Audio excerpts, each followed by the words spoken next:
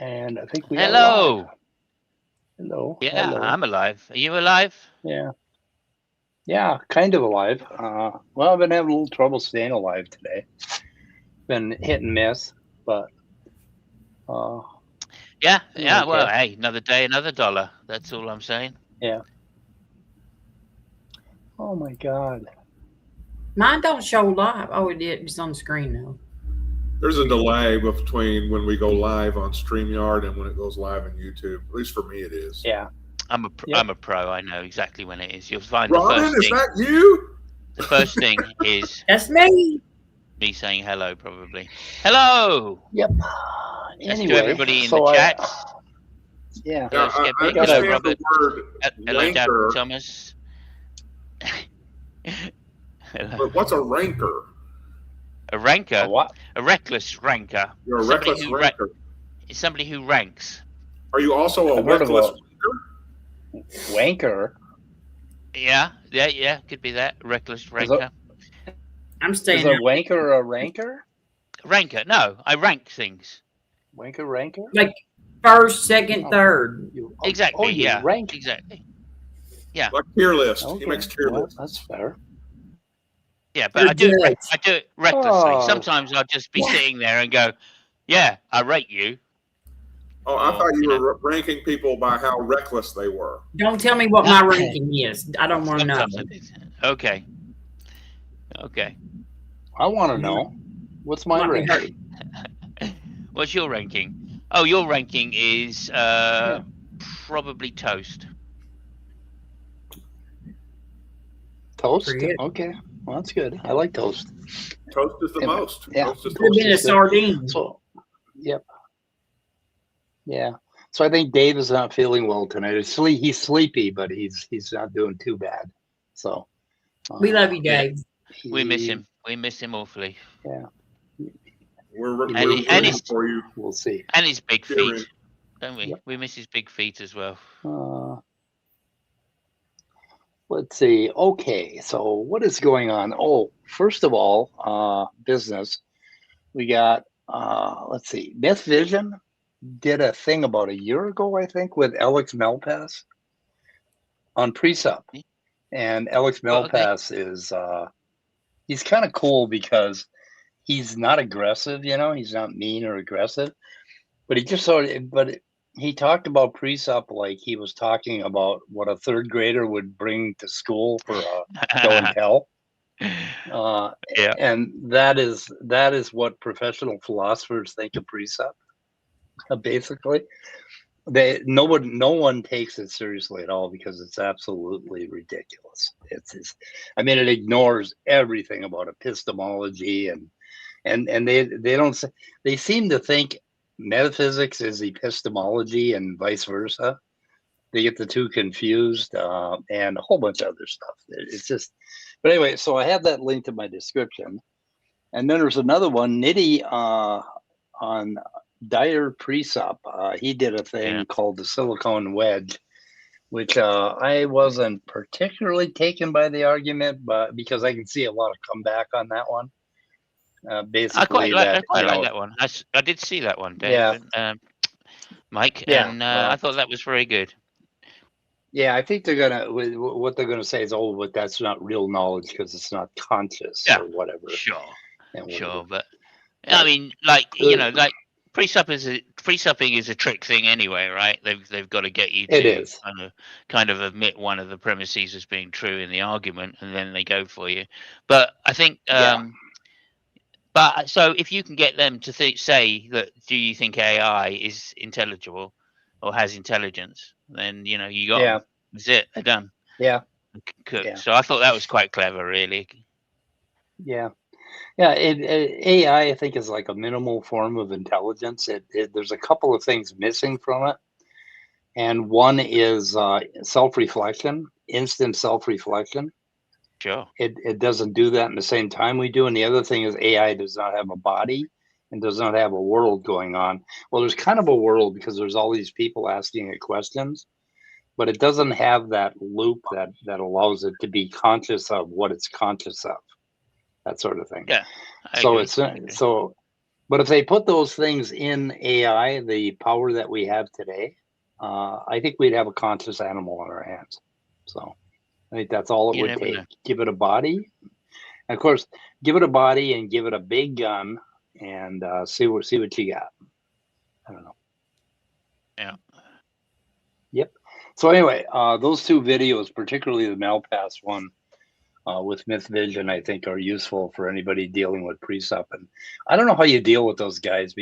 So I had a thing with CertaintyExists, and he came on and in the back room called me an asshole, told me how JimBob knows so much philosophy and I don't know any. And then I went live and he left.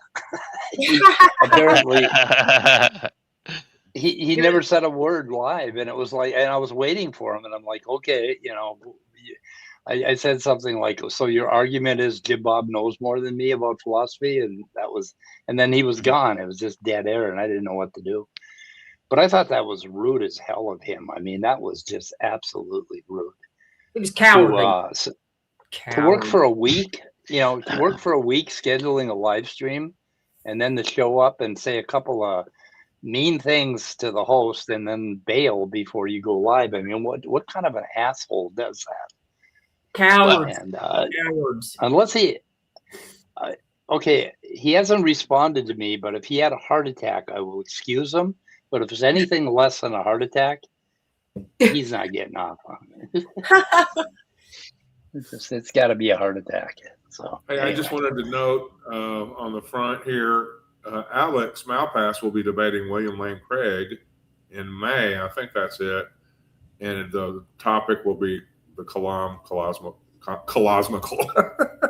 I'm making up new words here. May as well be. Cosmological argument. Also, then, in addition to that, if you go to Alex's channel, he's got maybe 6 hours worth of dissecting the argument and all the different routes that could potentially go down. So he totally tears apart the cosmological argument. Well, that's quite interesting. It's really weird that it doesn't even. So like, damn it! It doesn't even. Yeah, I mean it's an old one now for us, but there you go. It's William Lane Craig, isn't it? So he's debating William Lane Craig again. I think his second time, and I think he, my impression was listening to him on Skydiver Phil's was that he wanted to try and get a bit more substantive critiques that William Lane Craig couldn't dodge, Yeah. Which is what he was. As you said, Alex is a really nice guy. I mean, he's genuinely a nice person, and he's not like a debate me bro type guy. He doesn't give a fuck. Yeah. Which I like about him. When he has a conversation, he's mostly interested in what the other person thinks and what they have to say. Yeah, absolutely. I think I saw him on one. I think I saw him talk to one Presupper once. I can't remember how that went. I think he was. I don't know. It didn't go very far. No. Well, I mean, actually, I'm thinking on Discord he debated DD, and that was like okay, there you go. But what you expect? It's exactly what you'd expect, really. He just he did a great job with him, but you can only do so much with Darth. But yeah, you can only get to the point where he goes round in circles, spins up a few times, and then that's it. So that's what happened, more or less. The one with T-Jump was quite interesting on T-Jump's moral theory. He debated T-Jump on his moral theory, and I thought that was quite interesting, because it was, hard to pin him down. Have you ever figured out T-Jump's moral theory? Oh yeah. Oh yeah, I've spoken to him. I had a debate with him as well on it. Well, a conversation. Sure. I had a conversation because I'm like Alex in the same respect of I tend not to debate people unless they're arseholes. Otherwise, I'll just have a conversation with you and come to say, well, we disagree on something. Okay, no problem. I don't like this debate me bro shit. I don't know. It just seems juvenile to me. It really does. It's fun. It's fun Yeah. Like, it's fun. Yes. You know? Fun? I don't know. Yeah, it Debate. can be fun. It can be fun. Debate Yeah. me, Blah, bro. blah, blah. Debate And me. then the other person, blah, blah, blah. And then blah, and blah, blah, blah. And, you know, it's just like, no, I don't know. I can't do it. I like Well, debate. I mean, No. I like it a lot because, like, especially when you know somebody that well that you can just get them to spin in circles whenever you like. Like, like Yeah, when I I suppose that. debate Calamity Jill, you know, I'll literally just keep talking until he says something, and then stupid, and then I'll just go right bang, and that's it. I will only talk about that stupid thing he said from there on. And Yes. he gets so mad. He really does. It's wonderful. You do it well. JG's another one that'll do that. JG Yeah. will just he'll say something and keep saying shit until he says something stupid, and then you can just go, yeah, okay, so you said something stupid. Now here we go. Let's just focus on this for a while. And he gets so mad. It's wonderful. This is nicotine. I'm sorry. Yeah, these are just regular vapes. Oh. I have the THC over here. So our featured video is a guy named Uditha Jayatunga, a doctor, and he is a senior consultant in rehabilitation medicine, and he wrote a big book debunking evolution. And Wow. yeah, he did a really good job. And he was on Rebecca's channel, and she was just all, you know, smiles with him. He was talking about the brain and a brain complex, therefore no evolution, whatever. But anyway, is he a real doctor or like a Kent Hovind kind of doctor? Well, I don't really. He's not as. It's hard to get as bad as Kent Hovind. I mean, but I mean, really, like, does he have a real doctorate or like one of those? You know, yeah, he's a medical. Ones. He's a medical doctor, and he works in rehab. Do we know whether he's medicine or psychology? That's scary. Rehabilitation. Yeah, right. That could walking, be either. Right? No, walking problems and problems with your body, using your muscles, various deformities and things like that. Oh, okay. Yeah. Okay, I see. Yeah, I don't brain want damage. to help him. They call that. What do they call those? Physical therapist. Physiotherapy. Physical therapist. Yeah.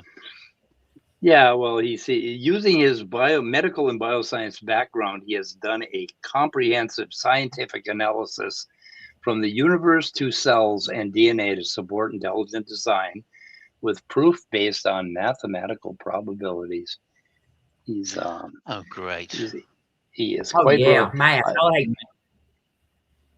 Yeah, well, none of the video that we're going to see tonight did he actually talk about probabilities, so maybe before or after, but I think I watched about an hour in the middle. He does somewhere in the middle. He's got a thing, and he gets a lot of shit wrong. It's pretty bad. 27,000 nucleotides per gene is one of the things that he bases his probability on, and that's so an average gene is 30,000 nucleotides long, and only about what is it? Oh my God, I'm trying to think. A few thousand of those are actually used in the protein. The rest of it's all garbage, intron stuff. Anyway, so he got that pretty wrong. But anyway, I thought we'd start out with a clip right in the middle, and just so you get an idea what caliber we're dealing with here. So you ready? Yes, indeed. I have one thing though. Make sure and put on like a baking mitten, you know, or a pair of mittens that you wear outside, so that when you do a face palm, you don't leave a permanent imprint. Hurt yourself. Yeah, I just want a little safety there, a little safety. Yeah, I thought his most brilliant point. I'm gonna do that first. This is the most brilliant attack on evolution I have ever seen. It's sophisticated, unbelievable. This just set me back in my chair and got me riffling through my textbooks, trying to, oh my God, what have I got wrong? Anyway, listen, right? We're going. Sexual development. If you say that one species evolves to another species, then Oh. there should be parallel male and female changes. You might want to raise his Right. volume a Just little like bit. a railway track, as I have indicated, as I'm not shown. sure if I can. So what are the differences between male and Is it really bad? No, it's not really bad. It's just Okay, because I'm not sure if I can raise it. It's already shown a misunderstanding of how sexual reproduction evolved. Well, no, it's worse than that. It's let's see. Okay, males and females?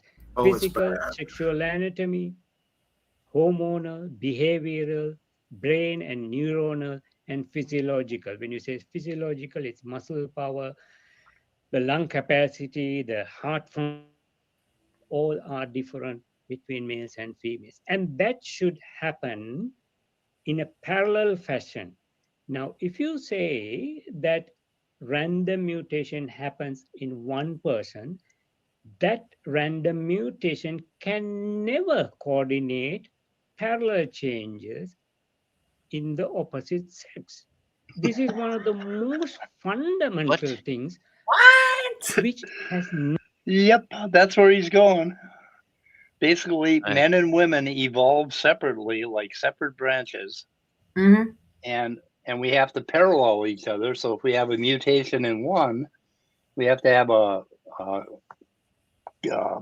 And I, as a Partner woman, they have mutation. a father or grandfather. yeah, Yeah. yeah. No, I think he thinks that women and men split, like cells split or something. I don't know, individually. I don't think he knows about sex. I don't know if he knows about He also that. doesn't understand that there's an overlap of, like, you know, like if you take every end of the spectrum of men and women, there's a huge Venn diagram overlap between, you know what I mean, where like when you say that there's totally difference in the lung capacities and stuff, you know what I mean, like that doesn't go for every one of these and every one of them. Right. It's just like there's an overlap there. The Venn diagram, he's missing all that part. Yeah, He's also seems to be mentioning, missing completely the idea of germline mutations. That's where it gets passed to the population. Yeah, I have a father and a grandfather. Yeah. yeah. And my mother had a And- father. And my grandmother had a father. And if he's been to medical school, why doesn't he understand about germline? You I know, don't know. I don't versus understand. somatic mutations, that's where it occurs in the body at large, but the ones that occur in the germline that get passed to the gamete or whatever you call it. Yeah, You give know, me. Yeah, that's the one that's where the change is going to show up. So The most important I thing, think all mutations get passed on to the population or something too, for that matter. So I don't know. the most important thing he's missing is the potential of each cell in males and females. Like I have all of the things in my cells that are potentially could be female. Okay. Yeah, 'cause you And had a mother. females have all of things in their cells that could potentially be male, but there's a difference in hormonal waves that creates a difference between males and females, and that's why I have 3 times the nub, and and you don't, Yeah. Robin. That's why. But anyway, he seems to miss all that. Like, my nub is 3x nub. I have a 3x nub, not a 1/8 nub. So Yeah, my 1/8. I don't My ex had a 1/8 nub.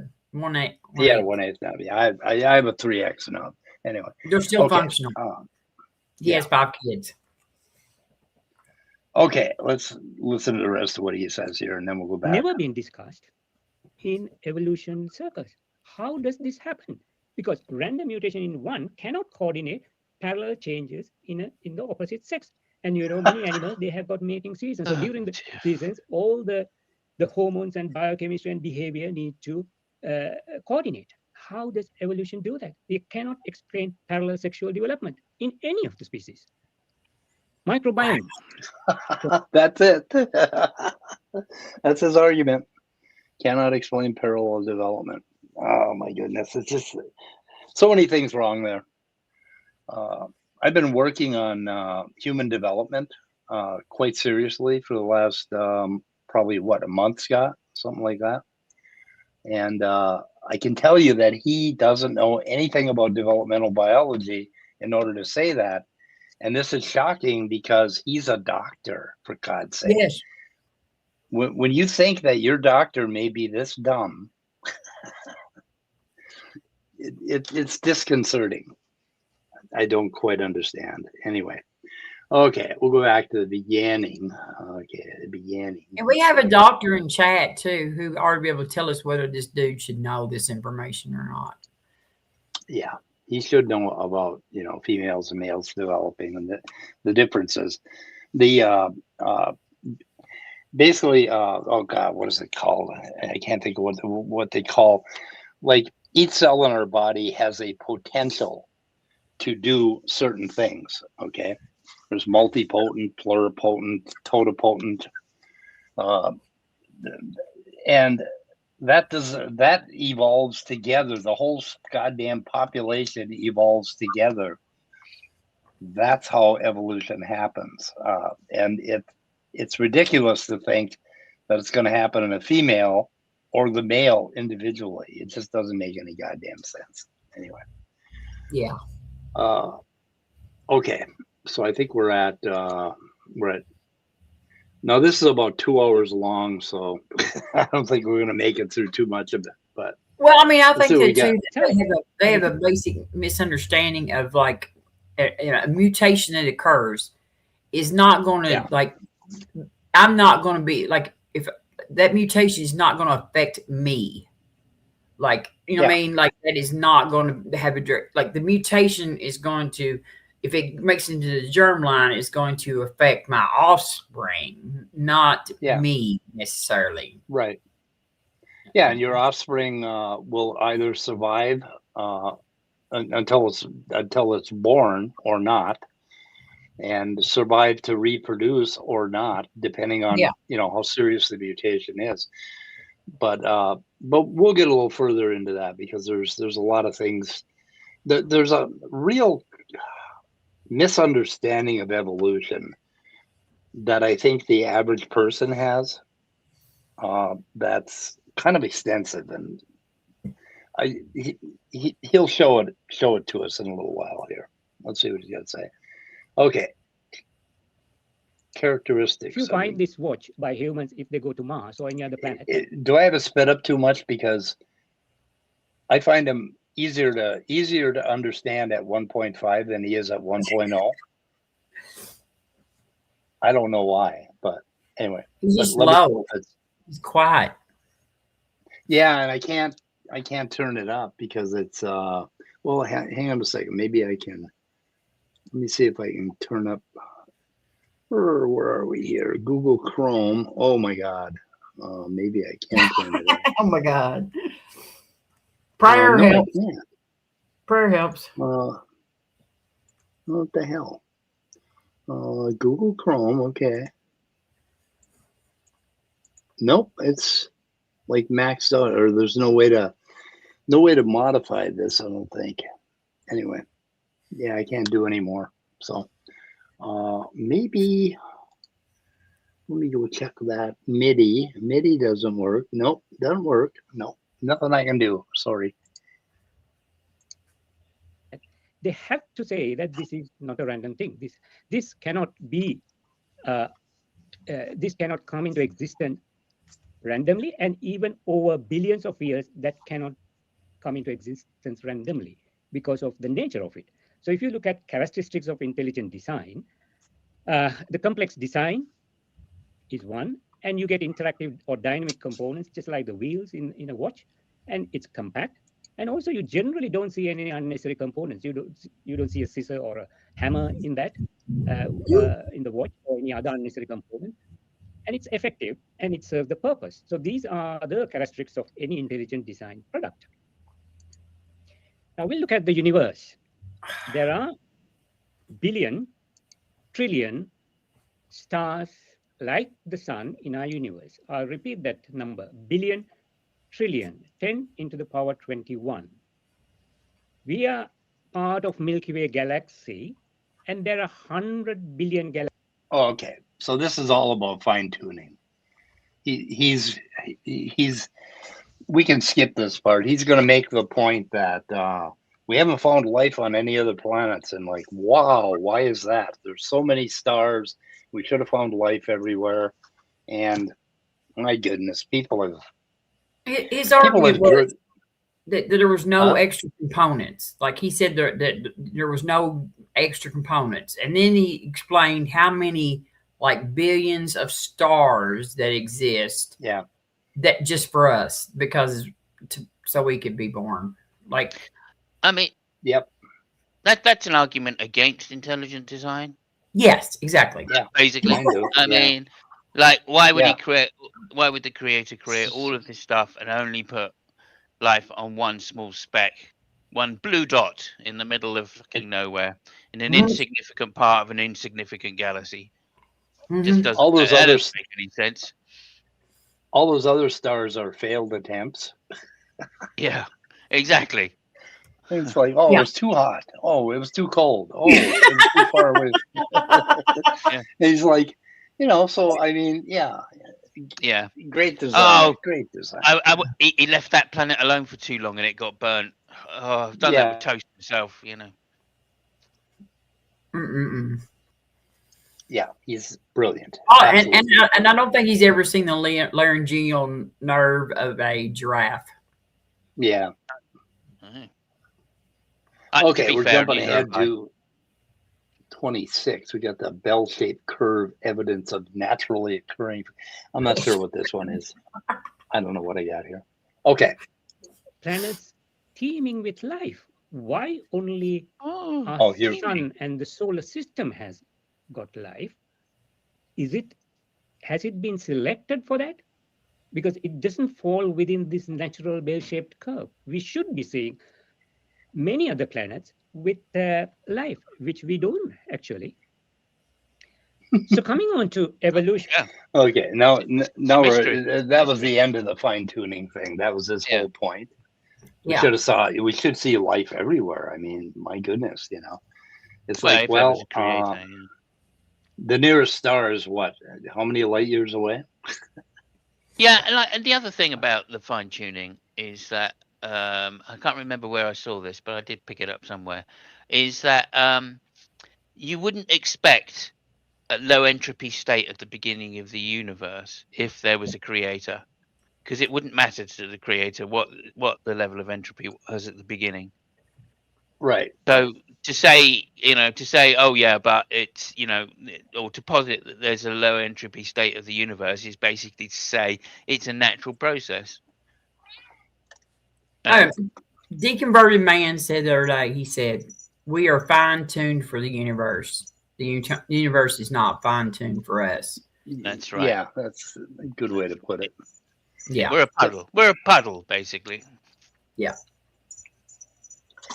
We don't know at what rate the existence of life could exist, given how huge the cosmos is and how long it's been there. And also, those planets are really far away. And right now, we're just inferring those planets based on how they change the light of the sun, right, or the star.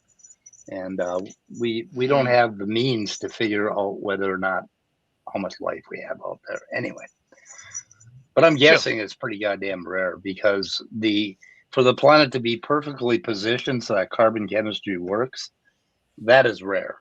And so life is rare.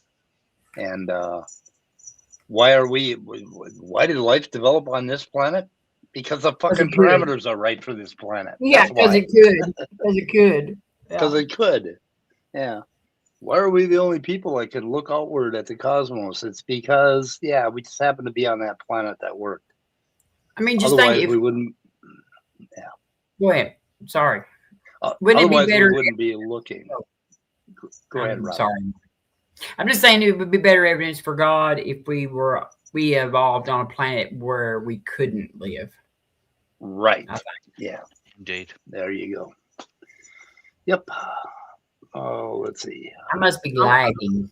Hey, Mike, I'm asking Alan to go ahead and join us because he has a lot of good information. If that's he's a doctor. He's a real doctor. So,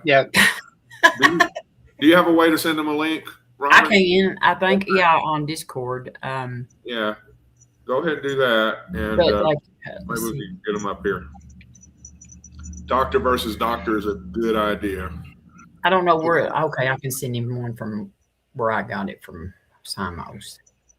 Okay, this is his intro to his critique of evolution, which goes on for a couple hours or an hour and a half. So all the things which I said before is not about evolution. I'm coming on to evolution now.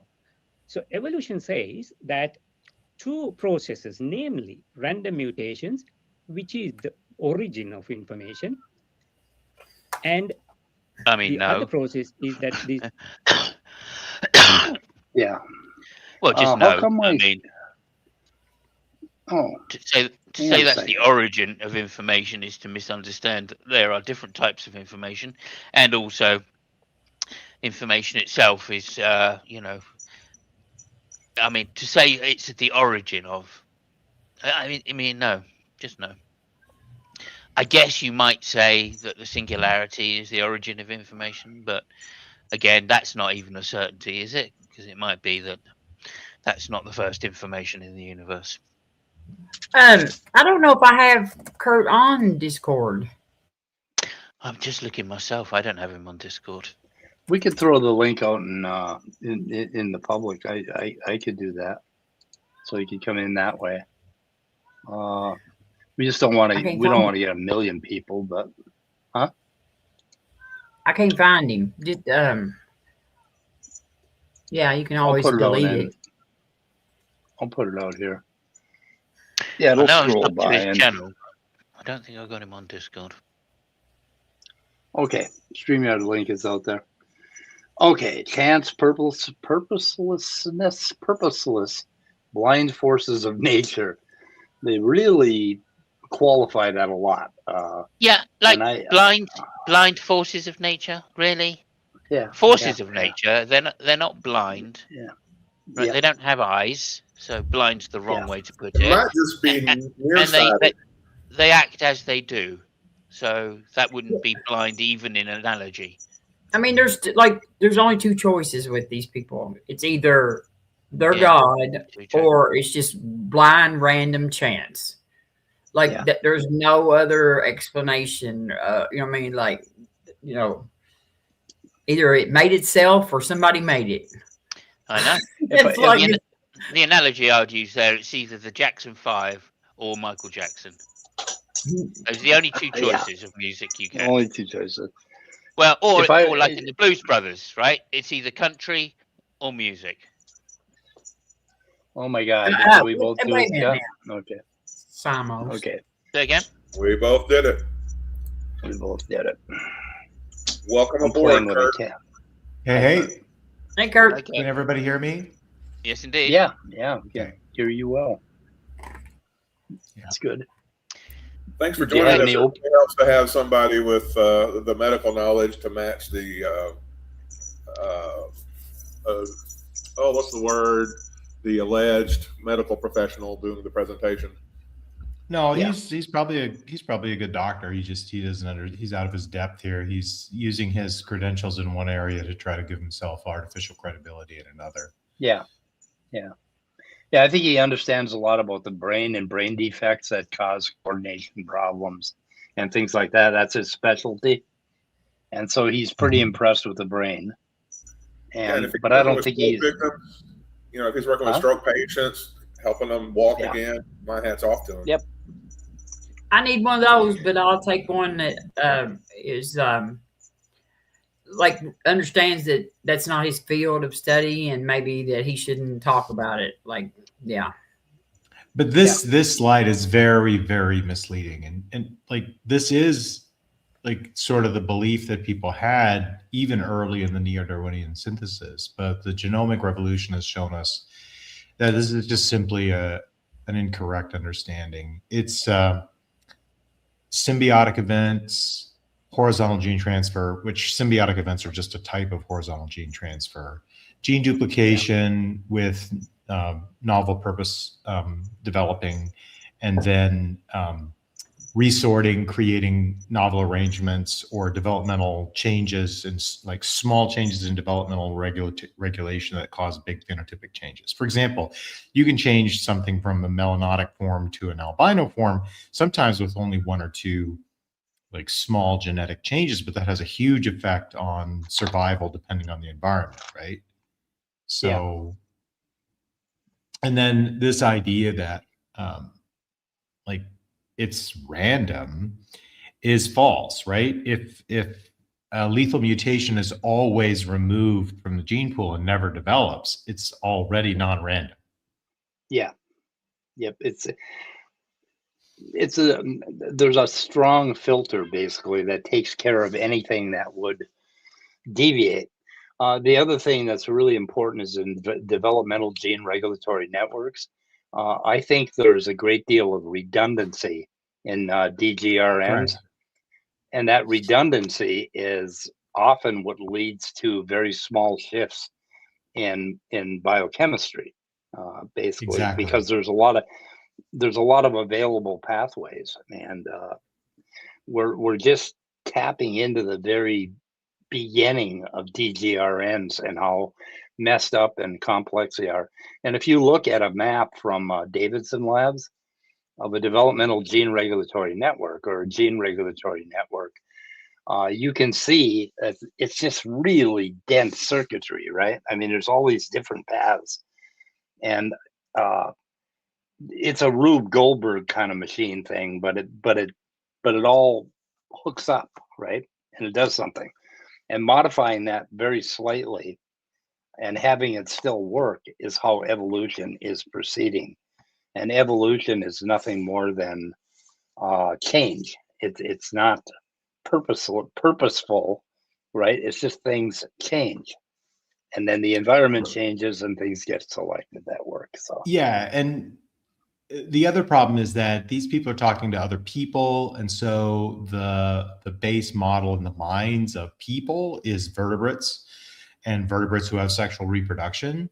But vertebrates who have sexual reproduction are a tiny slice. They're really just an OG, a decorative feature on top of the actual structure of life, which is vastly more common and almost all unicellular, and almost all of the multicellular organisms are arthropods. Like it's such a tiny slice that these arguments focus on, and they don't understand like the depth and breadth of the actual biology. It's embarrassing that this guy has a degree and is using it to spout this nonsense. And yes, God loves arthropods. Arthropods, yes. Yeah, that's we end up focused on human development all the time, human evolution, or basically vertebrate evolution. And there is so much more out there. If you start looking at plants, evolution is so obvious in plants and even insects. And we always end up focused on that. But that's what we got to deal with, I guess. Anyway. Okay, let's see what he says. These mutations are selected by nature.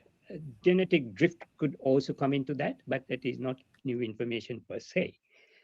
So let me pause on that too.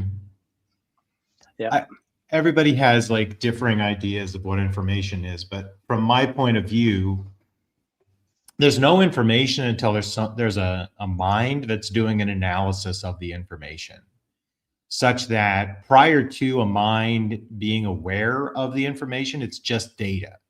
And the example I gave in my debate with Eli was, like, we know today that the oxygen levels in the atmosphere on Earth rose substantially after cyanobacteria showed up. We know that happened today.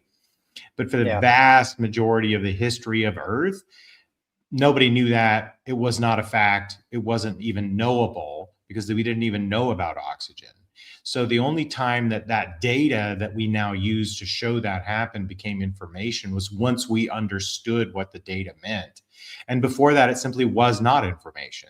So the idea that DNA is carrying information is true to us today, but it wasn't even true in Darwin's era.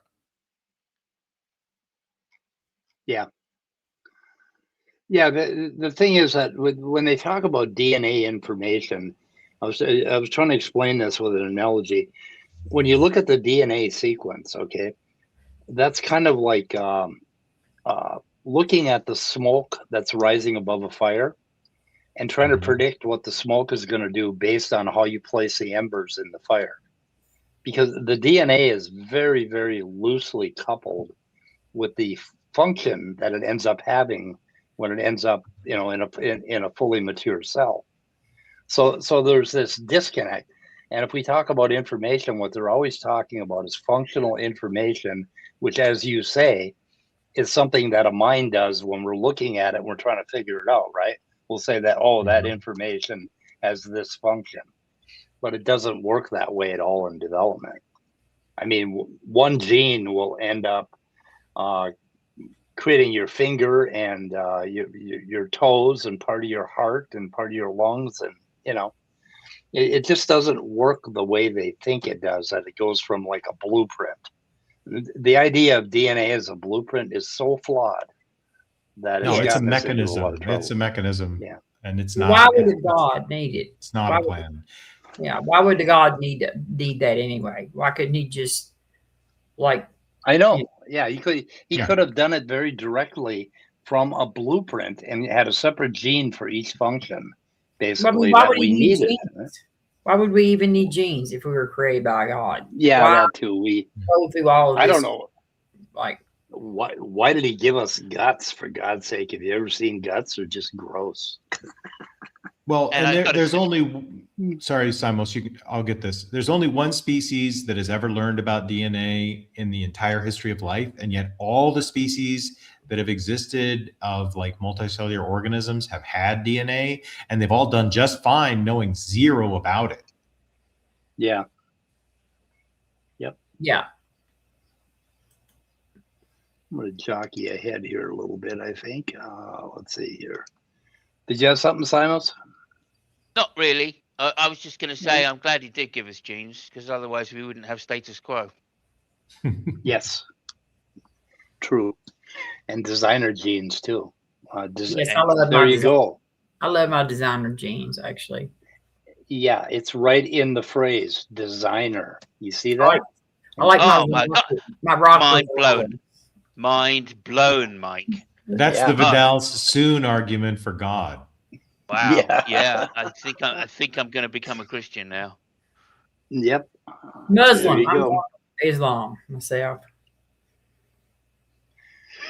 Okay. Designer I can genes. explain just by two mechanisms. And it says numerous successive slight modifications will bring change. When you look at evolution descriptions, they will describe few anatomical features, like such as changes in the beaks or digits or skin color. What? And evolution has been described using this. But life is not only that. There are subcellular mechanisms, cellular mechanisms, thousands of biochemistry, hormonal mechanisms, physiology, behavioral changes, biomechanics, cognition, so on and so forth, all are part of life. And all those have to be explained by these two mechanisms. Now, I want to look at physiology. Okay. So he said it right there. He said numerous successive slight modifications. And that is the whole thing that evolution is concerned with. If we're looking at how a liver evolved, okay, if we come up with a hypothesis about how the liver evolved, what we have is a succession of tens of thousands of generations with very slight modifications in that organ or in whatever that organ started out as, that ends up being a fully developed liver in, say, a vertebrate or a human being. And those slight modifications in the liver are happening in parallel with modifications to the lung, heart, circulatory system. Everything else all develops at once. And at every stage, there has to be a functional organism that can reproduce in order to get into the next generation, right? So that becomes the question for evolution is, how did the liver develop? And they never let us answer that question because that would take 10 hours to even get started on how the liver developed. So I've been looking into liver development. It's kind of cool. Yeah, but there's also the question of like increases in size are very easy for evolution to do. Yep. So once you have a base tissue type, then if all that needs to happen is it gets larger to do a given function, like it's just trivially easy to do that. And you can do that as a post-developmental paradigm as well as an early developmental paradigm, right? Yeah. We all know that like boys, as they go through puberty, their muscles get bigger. And nobody imagines that that's some like magical evidence of God. So once you have a functional tissue type that might in certain organisms be small because they just have less need for it, the fact that it gets larger and becomes more like discrete and visible is of no significant design import. Yeah.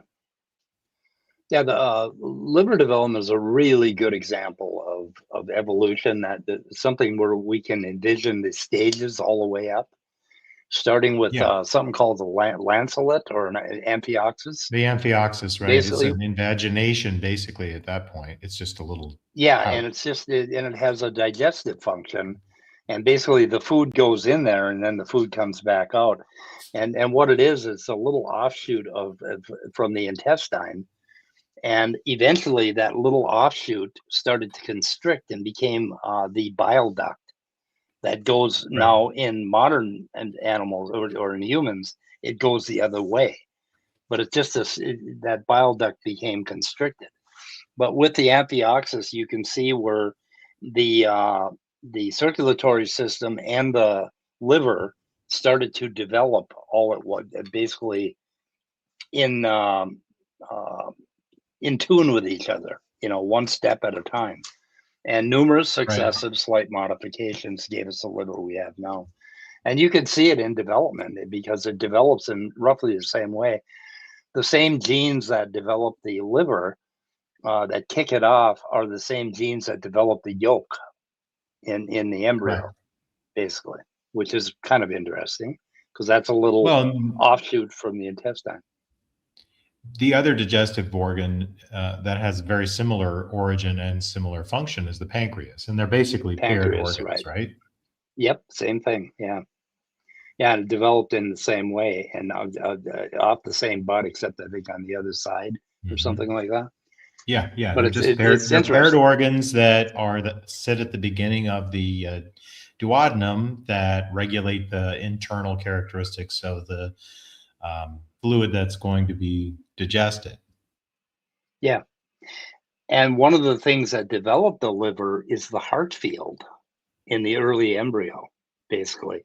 It gives off signals, and those signals start creating that liver bud, and then it starts to flow outward from there, which is kind of interesting because at that point, they're very close together. They're just right next to each other. That's kind of cool. Anyway, me and Scott are going to do a thing on that, right, Scott? We're going to talk about human development for the first 3-4 weeks. Sure. Yes. The most amazing thing that.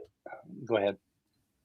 To be highly critical here, what you really need to understand is that there is no cellular machinery that exists in multicellular creatures that doesn't already exist in single cellular creatures. So you're doing is rearranging the deck chairs here. You don't need to create brand new cellular, biochemical, all that stuff. That doesn't need to be a novelty. You can simply adjust and modify how those genes are expressed within a given tissue type. So the idea that this is some huge lift is just misguided. Yep. Yeah, and making a big change in the amount of tissue or the tissue type often can happen with just a little bit of a very tiny mutations in the regulatory part of the genome that precedes the gene. So regulation has an amazing effect on development, that sort of thing. And that can happen with just a few mutations. And then we have duplications. The thing is that you slowly realize when you study vertebrates that we are on the road to extinction, because we have duplicated Hox genes, and we've duplicated a whole huge sections of the genome, and then they become specialized, and we go through these developmental cassettes where one thing basically happens, and then inside of that set of things, more detailed things happen, and more detailed things happen inside that set.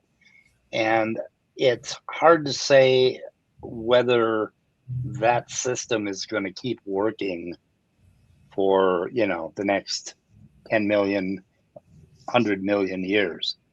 Anyway, it's just something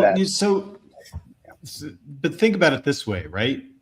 By the time a kid's getting picked for a soccer team in a pickup game, yeah, he's already passed a huge number of hurdles before he can get picked on a team. So there's like this whole sizable number of just failed structures that can take place long before an organism is getting to the point where it's going to have a chance at persisting its lineage. And like when you look at marine reproductive strategies, their strategy is just put out 1 billion gametes and 5 or 6 might develop to adulthood. We occupy a very different strategy, but we still carry some of that logic in how we reproduce. So it's such that any like just obviously non-functional set automatically gets culled right away. Yeah, I've heard that like between 30 and 50% of all fertilizations end up dead before you even know you're pregnant. That's correct. Yeah. So there's that selection that's happening in the embryo stage that's cuts out all of the things that don't work, basically. Right, and that's almost like non-random. It's very highly random, very highly constrained. In other words, highly selected. Yeah. Yep. Okay. Let's see what he has to say. Marathon running. Sorry, before you do, I've just discovered this as well, which people should be aware of. So he also works or gets money from, I'm not certain which, the Discovery Institute. So there's our does he? There's our friends. Of course he does. There's our friends back again. Yes, always like bad pennies. Surprise! The Discovery Institute is paying people who aren't doing their best. This is just terrible argumentation. I could do better, and my price is $180,000 a year to become a born-again Christian and to go to work for them. 180, and I will go to work for them. That's $90 an hour. That's what I want. I'll even work part-time for $90 an hour. Maybe. No, they'd have to guarantee me $100 a month at least. So anyway, okay. I always want to put that ad out there because I'm hoping they'll take me up on it at some point. And it's going to be Answers in Atheism, Found Jesus. Answers in Atheism, Found Jesus. All the way to the bank. I'll be yelling about Jesus all the way to the bank. Yeah. Anyway. Clipped. Now. Yeah. The physiological mechanisms during marathon running, I just mention them. So when you start running, the body produces heat. It causes increased sweating, then causes loss of fluid. Then brain secretes hormones, and it tells the kidneys to preserve water. And because of adrenaline, the heart rate increases, respiratory rate increases. We need a lot of energy. So the body tells the liver to give out more glucose. And that is those are some. So what the hell is he babbling about? You want to skip ahead? He's babbling about how complicated the body is, I think, or something. Well, this is based somehow on the idea that a human being running and expending calories is some brand new thing that no other organism in our lineage ever did before, which is ridiculous. Yeah. He Isn't does that that a little bit. Sympathetic, like nervous system or whatever. Right. Yeah. These are just sweet, and again, telling is overselling what's actually going on. You just have a suite of homeostatic mechanisms that exist between the nervous system and the peripheral tissue, and those homeostatic mechanisms get invoked when you're going to run a marathon. Yeah, and he's acting like they're magic.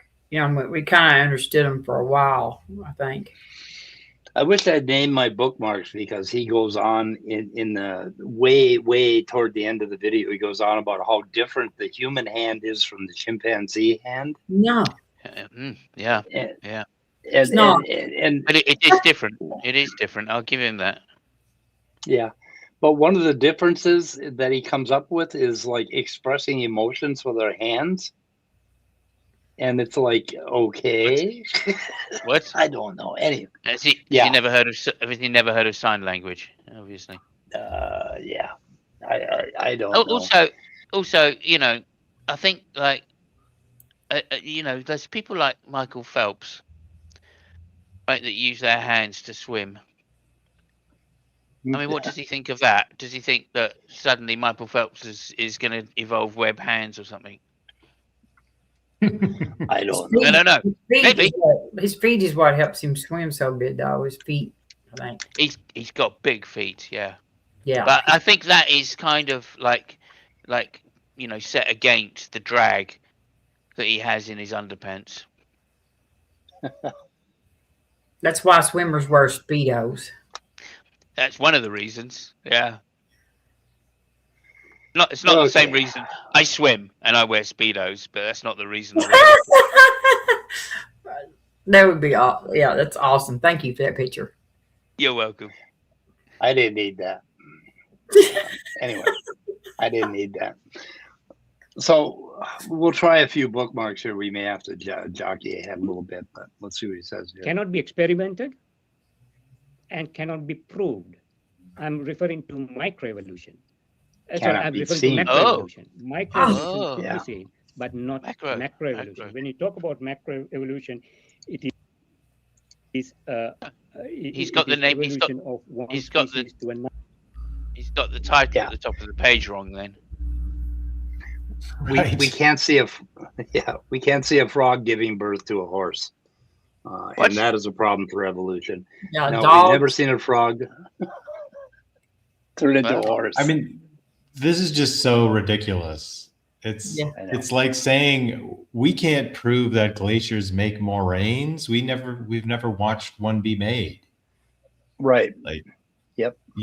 You can just infer many things. We can infer how long Antarctica has been covered with ice without seeing it. We can infer, you know, the mechanisms of continental drift without having photographs of the previous positions of the continents from the moon. Like, these are all just like ignorant positions, but much more importantly, the English word evolution does do us a bit of disservice. Like in German, the word is Entwicklung, and that just means development, and it's a much cleaner idea. And then if you're using that word, it absolutely can be seen, experimented on, and proven. Yeah. So Also, we've never seen an oxygen atom combine with a carbon atom. We've never seen that. So therefore fire can't be natural, because we've never observed that. Yeah. This is basically an argument against the possibility of all inference. Yeah. Yeah, it is. I've never seen a god either, by the way. No, we never have. Never seen a god make a man, that's for sure. But then, to be fair, I've never seen a sperm meet an egg, so I'm dying to see. Well, we have pictures of that, though. We do. Yeah, we have. I've never seen it. No. I just blush and cover my eyes when I see those films. Yeah, I tend to pull out, to be honest. So I remember I was 6 years old reading a Sunday paper, and it was a real cloudy afternoon. It was Sunday, And that's when I first realized that my mom and dad had sex. And I swear that was an existential moment for me where I damn near ended myself. It was like, no. Yeah. Oh my I God. I accidentally walked in on my parents having sex once. Oh no. Oh my God. That And the only reason I did that is I couldn't get the boot off my Action Man. So I needed help. So I walked in no. and I went, my dad just shouted at me. So I left and shut the door, and I still didn't really realize what was happening. But so they then didn't help you get the boot off? I wouldn't. I Them went back to my bastards. room. Well, I went back to my room, and then about 2 minutes later or 3 minutes later, my mum knocked on the door and went, "You okay?" And I went, "Yeah. What is it?" Not And I said, really. can't get the boot off my Action Man. That's one of the And I beginning of your problems. completely You had to ignored it. you But had it to did live wake. with that image. Well, it woke something up in me. I'll say that Here's, much. here's I what suddenly happens as became very you get interested in old. girls. I became very interested in girls. Yeah, as you get old, Simos tells that story, and I'm not really all that nostalgic or caring that much about it. But I'm remembering the Sunday paper with great joy and wishing that those experiences were still available. I remember being able to take Silly Putty and flatten it out over the comics and getting a kind of a mirror image of the Sunday comics on your Silly Putty. Oh awesome. yeah, I remember that. Yeah, that was great. People having sex, who cares about that? But Sunday papers, oh wow, Yeah, those were awesome. Well, we had daily papers, and we had something called the Sun, and of course it had page 3 models, which were topless. Oh, that's true. In the UK, you had really both of them combined. Yeah. Absolutely. No shit. Yeah, I live in Kentucky. We don't have any kind of topless models here. Yeah, we had the lingerie ads in the Sunday papers, though. Those did happen. Yeah, fair enough. and about the best I had was udders on a cow. Yeah, my boy cousins had my Barbie dolls. But another story I tell quite frequently is that I went to my cousin's place. My parents took me to my cousin's place, and my auntie and uncle, and they told me to go. They wanted to have adult talk, right? So they told me to go into my cousin's room and maybe just play some records or something, have a look at the record collection. I think I was only 11, and so I went in there and I found Jimi Hendrix Band of Gypsies, the original version. So I played that, and as I was playing it, I went, "Oh, look, it opens up." And as I opened it up, there was about, I don't know, 30 naked girls inside on a double sleeve. Wow. And I was like, "Oh, this is interesting." Bonus. And then I came out, and I listened to it, and I was like, "This album's amazing. This guy, whoever he is, Mr. Jimi Hendrix, is amazing." And when I came out later, my parents said to me, "Oh, have you been? You've been in there hours?" And I went, "Yeah, I've been playing loads of great records." And they said to me, "Oh, well, okay. So what? Why don't you go and get us a song, get us one of the records, and play us a song that you really like?" And I thought, "Oh yeah, Jimi Hendrix." And then I thought, "Oh no, I better not take that album out there." Otherwise, my parents are just going to go, "Oh, we know why you like this," Yeah. Okay, let's see here. Instead, Mike, I took "Goodbye Cruel World" by Floyd. Oh, great song. Yeah, and they thought I was. They must have thought, "Oh my God, he's going to commit suicide before he's 14." Yep. But it was the guitar that worked, We're jumping ahead to the Lensky experiment. So here we go. I think I'm that's sure many of you misspelled. would seen this tree of life. Oh no, I guess we missed the Lensky experiment. Okay, all he had to say about the Lensky experiment is 70,000 generations, and we haven't seen a frog. No frogs. Guarantee he said that it can't happen. Yeah. As a medical expert, I'm glad he picked the grade 8 diagram for evolution. 8th grade So- diagram for evolution. The Lensky experiments, basically, they're taking the same bacteria with the same environment over and over from generation to generation, and they modified the environment very slightly. And you're going to get very little change. And that's not what the Lensky experiment is about. The Lensky experiment is about finding out about mutations and duplications and things like that. And it's not about turning a bacteria into a frog. Yeah. And But that's- it is a speciation event because Yeah. Right. inability to metabolize citrate is a species characteristic of E. coli. Yes.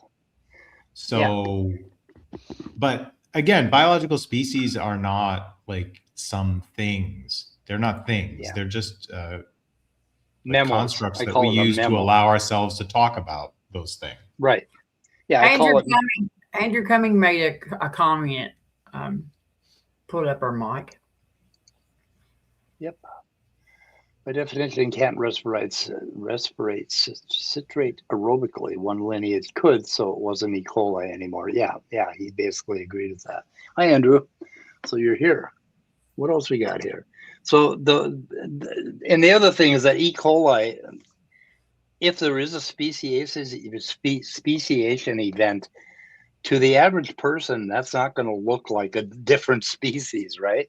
Because it's a very, very simple organism to begin with, and you'd have to go a hell of a long way before you got like a speciation event that involved sudden multicellularity, which we've seen in other organisms. But anyway, let's see. You know what also can't be seen, experimented, or proved? The complete orbit of Pluto. So I guess so. Yeah, there you go. The belief system. Yeah, Okay, they now always he's gonna want talk- you to demonstrate something that no one says ever happens. Yeah. Like, no one says that a platypus gave birth to a kangaroo. That's never, Right. ever what anybody's position is. The position is that there's a stem species that gave a rise to the marsupials that was originally like similar to the monotremes. And that's all that you have to say. Yeah, and they changed that into a chimpanzee changing into a human, which is not what happened. There was the stem species, basically, and that is our hypothesis. That's what we have to work toward and infer what the structure of that thing was, basically. It's weird to think that an intelligent designer created the platypus. I know. What was he doing? What was he thinking? Probably smoking something. He said, I got all these spare parts. Yeah, maybe that was it. Okay, now we're going to hear a little bit about the tree of life, and this is kind of interesting. I think maybe slightly. The simplified version. There are millions of species. As you see, the humans are at the top. And if you could go down, great-grandfathers, or if you go down thousands of great-grandfathers or generations, we will come here, and then we will suddenly realize that a worm was our cousin. So that's what evolution say. Did he say cousin? A Yes, worm I think was that's a what he meant. cousin. And why are we at the top? It's like, cousin? and look at the tree of life that he's showing. I don't know where the hell he got It's this so from. bad. Third grade science book or something? I'm not sure. Anyway. And if you look at all these branching points, because we are at the top of this tree. We're at the top. Okay, every stop it. branching point, we should be. Yep. You know where he's going? This is the worst argument, and it's such a bad position. It is begging the question in exactly the way the fallacy was originally put forward. He is assuming something that the theory does not suggest at all, right? And even Darwin probably wasn't clear cut on how this should work. But if we look at the actual facts and the timelines and everything, the annelid worm that lives in the soil is exactly as evolved as we are. They are identically evolved. There is no like teleology to this. Human beings are a single organism on this earth then they're part of a web of life, because we know that genes don't just go in this pattern. They move around, they jump from organism to organism. There are symbiosis events. There are commensals that become integral to the metabolism of an organism. Like you have all these creatures that like don't thrive in captivity, right? They die and they can't be held in captivity. The reason probably is that in their home environment, there's a metabolic consortium in the soil or in the foods that they eat or whatever that can't be replicated in captivity. So they're missing a critical environment component, and they just die when you try to captivate them. The ones that we can put into captivity are the ones that have metabolism similar to us or that are very metabolically flexible. But all that says then is all of these creatures then are part of that web of life, and they use different sets of genes and other organisms to survive. It doesn't mean that any of them are above or better or more adapted or less adapted. Those are all just bad terms that we put on them. Yeah, I think he's going to double down on that in a second or two here. But and the other thing is that all of the little pictures here, the little cartoons of animals, those are all extant species. And even that Amphioxus that I talked about with the with the very primitive liver, that has also evolved just as long as we have. Exactly. And the only thing we use extant simpler organisms for is to fine tune our hypothesis about what that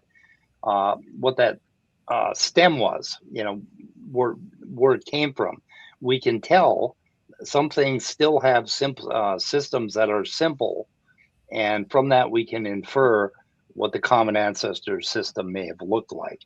But never do we think that that is exactly what it is. Well, but in 2021, like it's much, or 2026, I guess, it's much more clear cut. Well, there's a huge genomic like impulse that like in 2021 came forward after we did a bunch of extra research, such that now it's so easy to do these sequences. And so we can construct these clades, these cladograms, with 5 or 6 different ways of doing it. We can use protein sequence, we can use like whole DNA, we can use coding DNA, we can use mitochondrial DNA, we can use the DNA of commensals. Like you can construct the primate cladogram using the microbes and bugs that live in the eyelashes. Like we can construct these so many different ways that we don't need, they're not hypothetical really in any sense other than if you're a full anti-realist about the laws of nature, then they're hypothetical. That's the only way they're hypothetical. Otherwise, they're just demonstrated. Yeah, and all of those different methods come up with matching phylogenies. With correct. When we get out to the tips, you'll find some ambiguity, but and they fight over this, but anyway, it's pretty much matches all the different methodologies. Yeah, and we could have never dug up a single fossil and know nothing about the history of life on Earth, and we could construct it with the genomic and evidence that we have now with almost no difficulty. Like we could have never dug up a single fossil and we would have a huge amount of information to go on. Right. Is there a video or a documentary of somebody actually doing that? Using just genomic information to find out about the evolutionary history of a... Erica did a little bit of it, I think. I think Erica did some of it, but yeah. That's a fascinating thought. All the different lines that kind of triangulate or even quadrangulate onto the evolutionary history of species. And one of the coolest stories is the story of the Afrotheria, where a lot of these groupings had been done just based on morphological similarity or things like that, and we didn't really have like solid understandings of what the like mammalian lineages had been like. And what we ended up doing once we did the genomics is finding out that aardvarks, elephants, manatees, and these little elephant shrews in Africa are actually all part of a single clade called Afrotheria, and their like genomics were what allowed us to identify the actual like history of these organisms. But Right, and realize when I was growing up, when we were taught that elephants were related to tapirs because of the similarity of the tapir having like the short little nose flaps and everything. But no, that's all not true at all. yeah, That's how we learned that whales and like were kin to like what Whales are closer to deer than they are to yeah. deer and hippos than they are to Yeah, it's a yeah, and mountain. they're all out in the Afrotheria, aren't they? And whales are not in more, the Afrotheria. They're perissodactyl. No, they're Okay. artiodactyls. Sorry, they're artiodactyls. They're closer to deer than they are to horses. Okay, and we're closer to rabbits and rodents than we are to Correct. whales and elephants and things like that. Much closer. Yeah. Yeah, and that's all been done with genomics, which is kind of cool. So Mike told me that earlier, and I went and had a big salad for supper. did you? Yeah. Okay. Play a little bit of this. Superior to the creatures along this line at these branching points. So I will discuss that a bit later, but it is important for you to recognize that point. What point? So I'm going to discuss Oh, many no. problems with Oh, evolution. It's a God. local No, second- no. Oh, no. The Can we second skip law. this? Is there anyone who Yeah, we needs can to skip know that because, yeah, he's that just the gonna sun say, shines? Like, God, that's embarrassing. yeah. This second law of thermodynamics is about the probability of something in enclosed space, or when In a closed system with no input of energy. Yeah. And no exit of heat. right. Anyway, let's see if I can go ahead here. Where are we at? We're at 35. Let's see if I have another bookmark here. I bookmarked all of his slides, unfortunately. I suffered greatly bookmarking these things. 3757, maybe that's worth going to. Let's see what we got here. Problems with evolution. Here we go.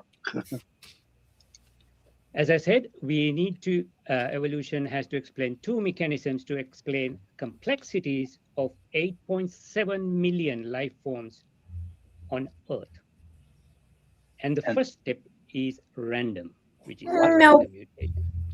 Life is never an add-on process, as evolution suggests. So one at a time keeps on adding. We know many highly interactive cascading reactions like Krebs cycle, photosynthesis, biochemical and physiological reactions, just as I mentioned in marathon running. They had to come in, they can't come into existence one at a time. Krebs cycle has got about 30, 40 stages, and that is one of the False, flatly false. Yeah. This is so terrible. The Krebs cycle is contained in oxidative, like proteobacteria, like the Rickettsia, right? And in eukaryotic history, the Krebs cycle was added at once, all at once, with an endosymbiotic event when the mitochondria became united with the archaea. So this is just simply false. And it's a strong, like there's like literally no doubt that Margulis's theory is correct today. And we have all kinds of other evidences of similar things with Wolbachia, Buchnera. There's one in one of these mealybugs that has now an endosymbiont that has its own endosymbiont inside the other endosymbiont. So this is a huge mechanism for novelty. Termites, for example, can digest wood, not because insects can generally digest wood, but because they carry symbionts that have the ability to digest wood, and they added them at once. So this is just false. Yeah. Yep. The most basic things that happens in a cell producing energy. It cannot come into existence one at a time. Photosynthesis has got, and he's reaching way back, basically with this one. The certainty, 39.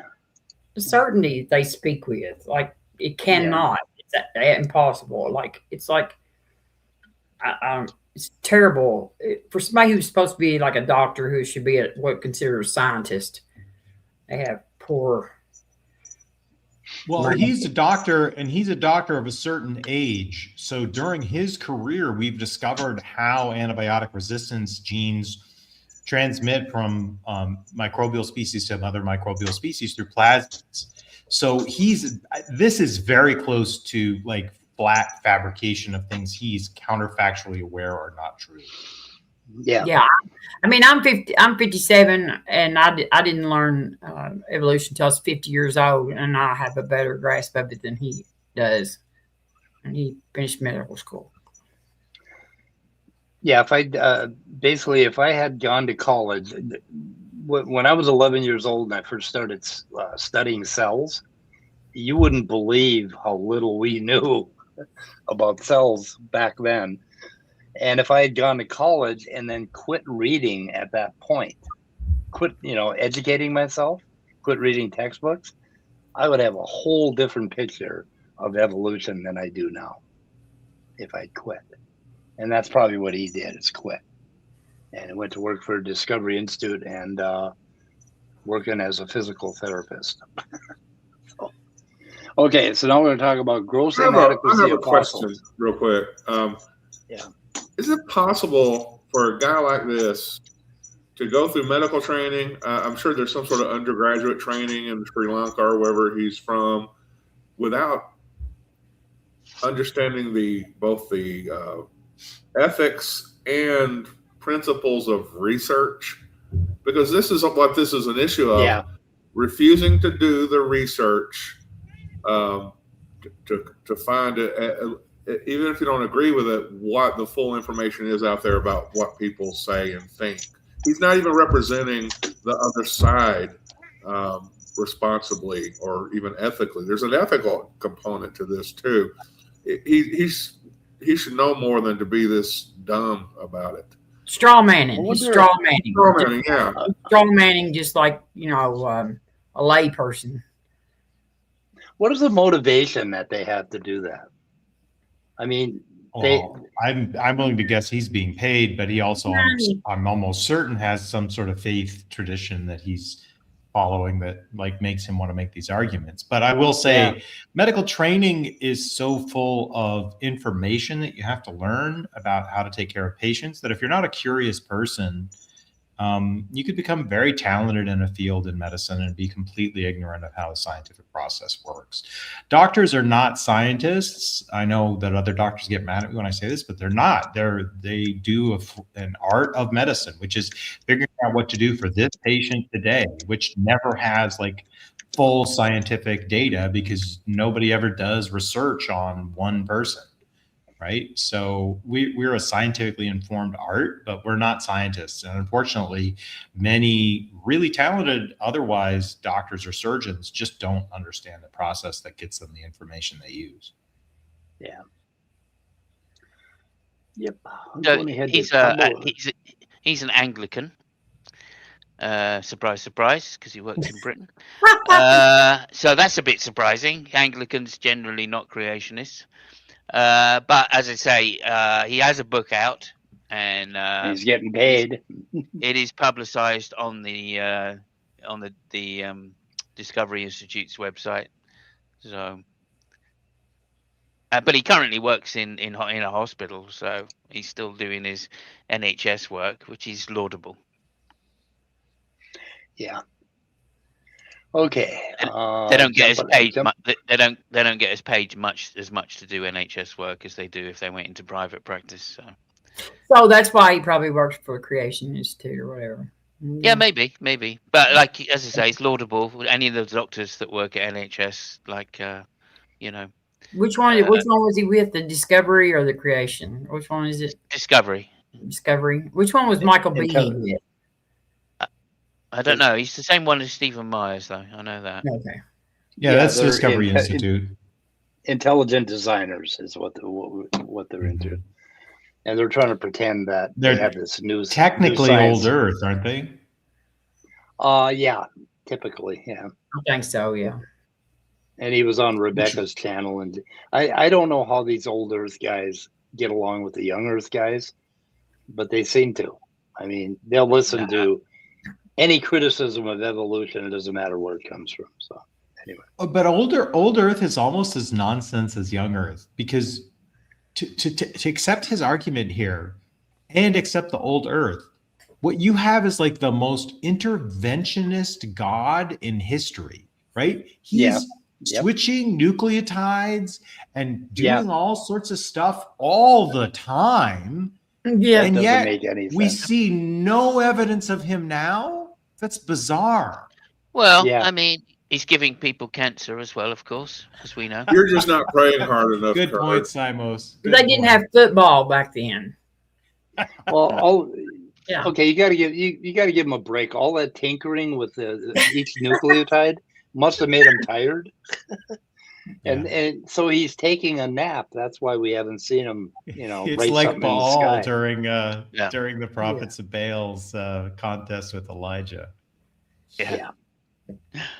Well, it's like the creation thing. Like, 6 days took him to create the universe, and on the seventh day he rested. And yet he's supposed to be omnipotent. He's busy guiding Trump. and leading Unbelievable. the world. I call that lazy. Do you know the other thing? I just want to say, I call that lazy if you've got to rest on the seventh day and you're God.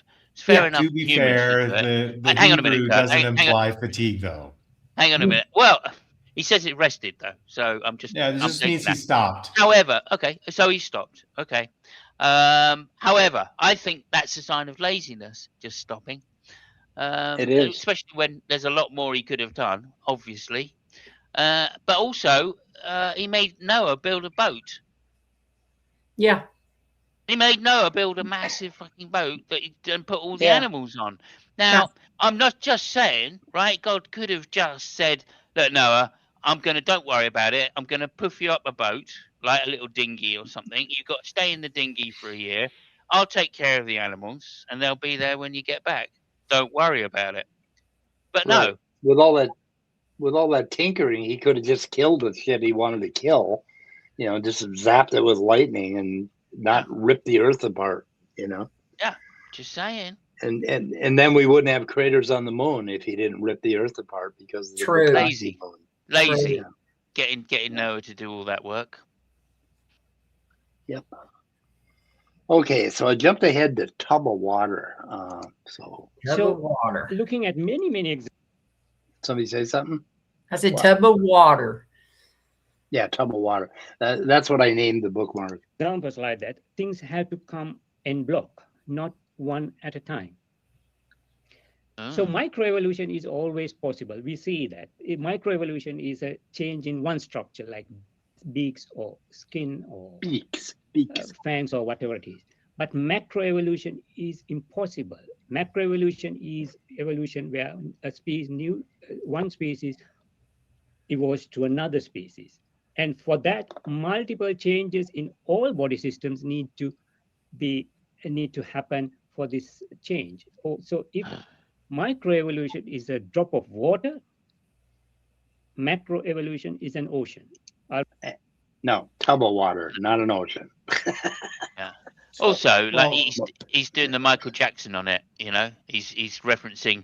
I mean, no evidence of complete evolution of one species to another out of 8.7 million species. Like, what does that mean? I mean, that's just false. Again, it's just flatly false. Like in human evolution alone, we have that. But like much more importantly, this is like saying a kid can go from 2nd to 3rd grade, but graduate high school? That's impossible. Like, what is getting to graduating from high school but just small changes over time, right? Yeah. So to say that microevolution is possible is to say that macroevolution is possible. I don't see how they have this bright line unless they think that the species concept is real. But anybody who actually interrogates the species concept can see that there is no universally available species concept. It's always adjusting to what the organism's behavior is. Otherwise, you got to say something like mules are a species. Yeah. Yeah, Could I mean, Could you put up these are my archaeologists. Could you put up my last comment there, please, Mike? Make the point. Samos. Thank you very much. I think this guy is irreducibly stupid. I agree. Yep. Educated to know better, but defend the falsehood anyway. What the hell was I going to say? Something about speed. I like to point out that a species is just a memo. If you're a naturalist and you go out in the woods, you're going to find all these things that seem to be almost identical, and you're going to write a memo and say, "Oh, that's an oak. That's a red oak," and then you're going to find another one that's slightly different. You're going to write down white oak. So it's just a memo, and these guys seem to think it's some sort of, like it has some sort of ontology that it doesn't have, or that we need it to have some ontology that it doesn't have. And so again, like in plant biology, like it's so obvious, like the poison oaks that exist in the Western United States are just basically in a continuous population with what's called poison ivy on the East Coast. And there are significant differences, but they're reproductively compatible throughout the range. Oh, they are? Yeah. Mm-hmm. Okay, let's see. What else we got here? Let's see, we're going to go ahead again, I think. You see all those little blue marks on that? You see all those little blue marks? Those are bookmarks. Yeah, I didn't have anything to do this afternoon, so that's what I did. Did that shit. I should have done less. Okay, 530 million years ago, 200,000 species. Oh, the Cambrian. Here we go. There was a period called Cambrian period, and in Earth's history, that was about 530 million years ago.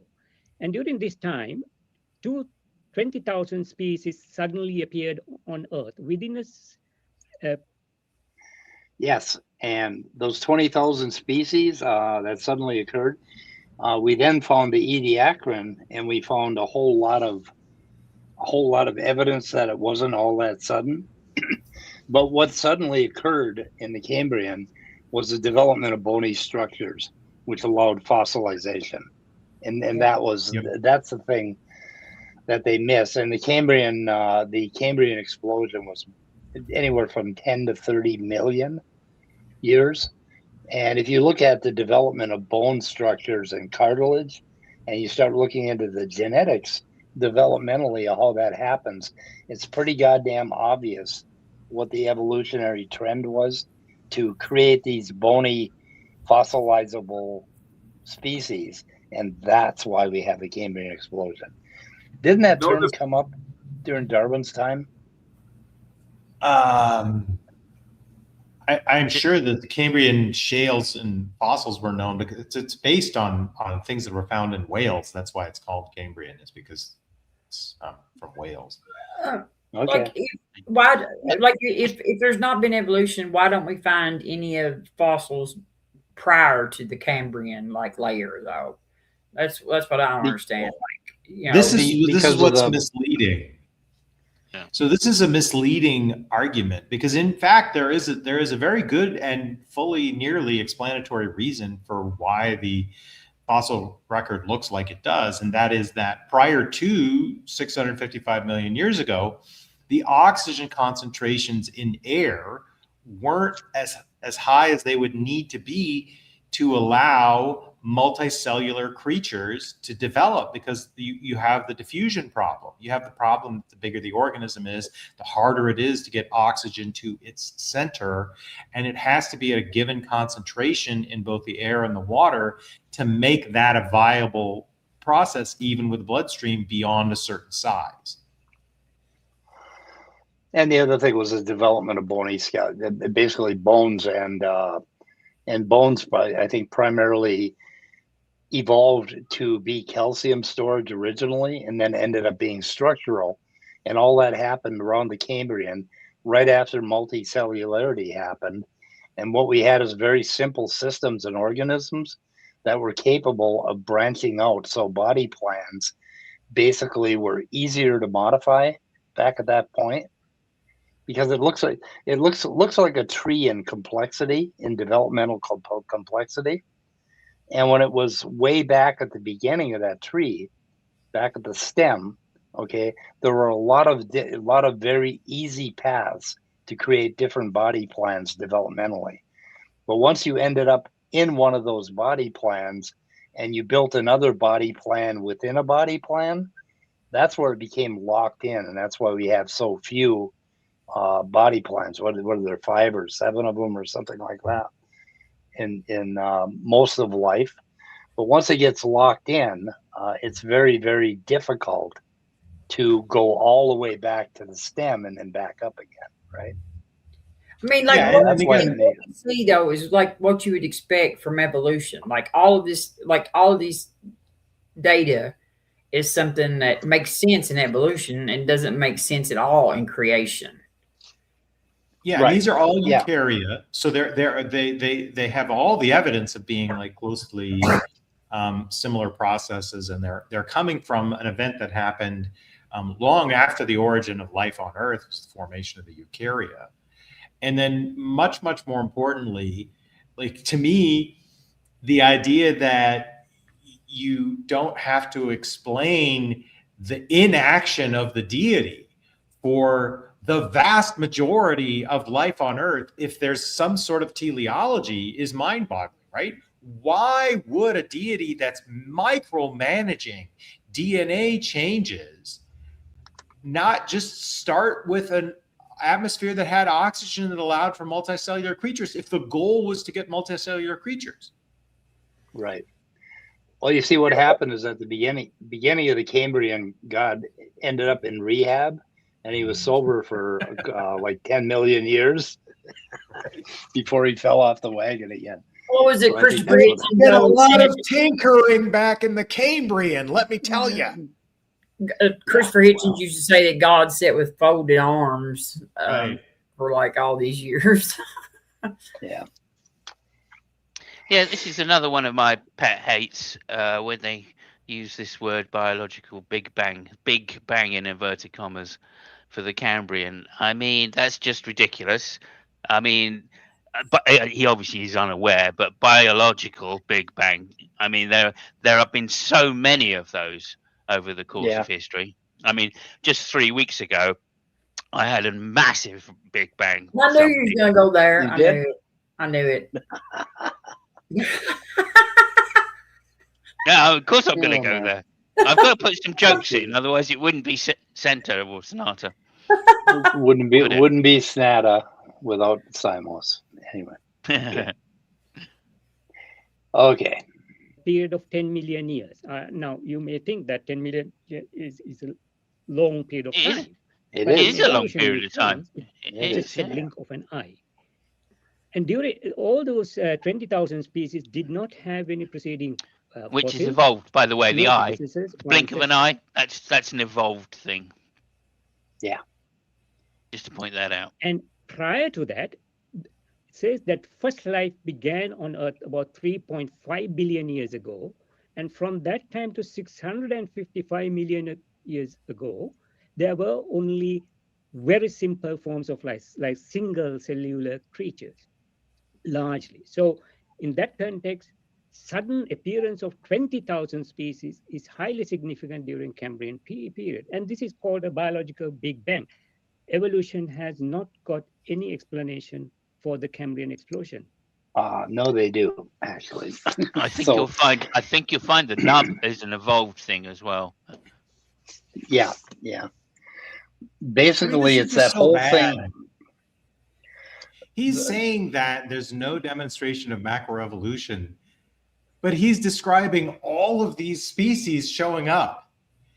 And he's obviously then committed to an old Earth. So he's committed to humans not being present through most of the history of the Earth. What Right. is he saying that God did to make humans?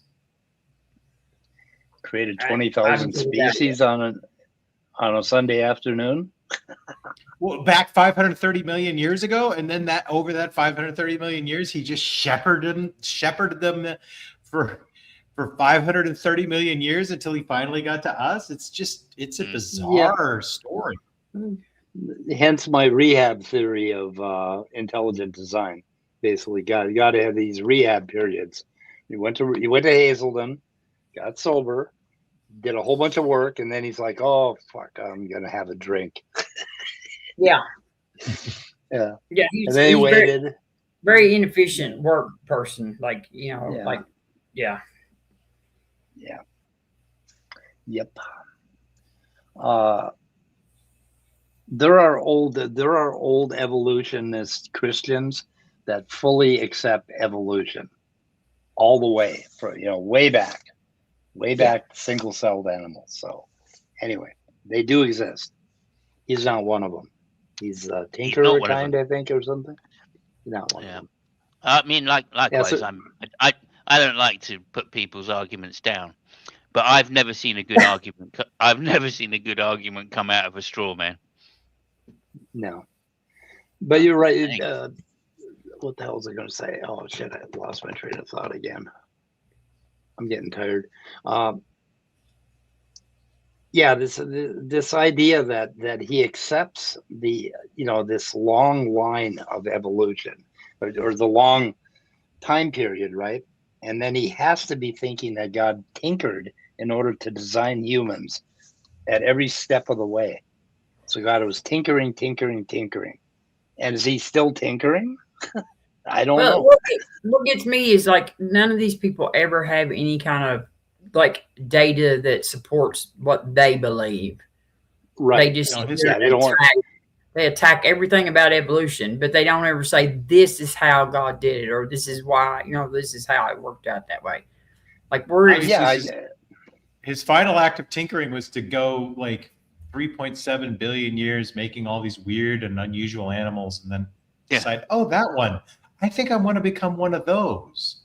And then he came down to Earth as one of those. Yeah. Yep. In the Middle East, in the illiterate part of the world,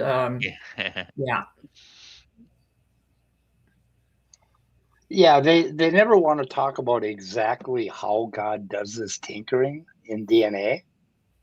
Like, how did he do the design in DNA if we have a population and we have all of these widely varying alleles in a population? Okay, where exactly did he do the tinkering, and what instrument was used to do the tinkering? Like things suddenly just appeared, changed? I don't know what they're thinking.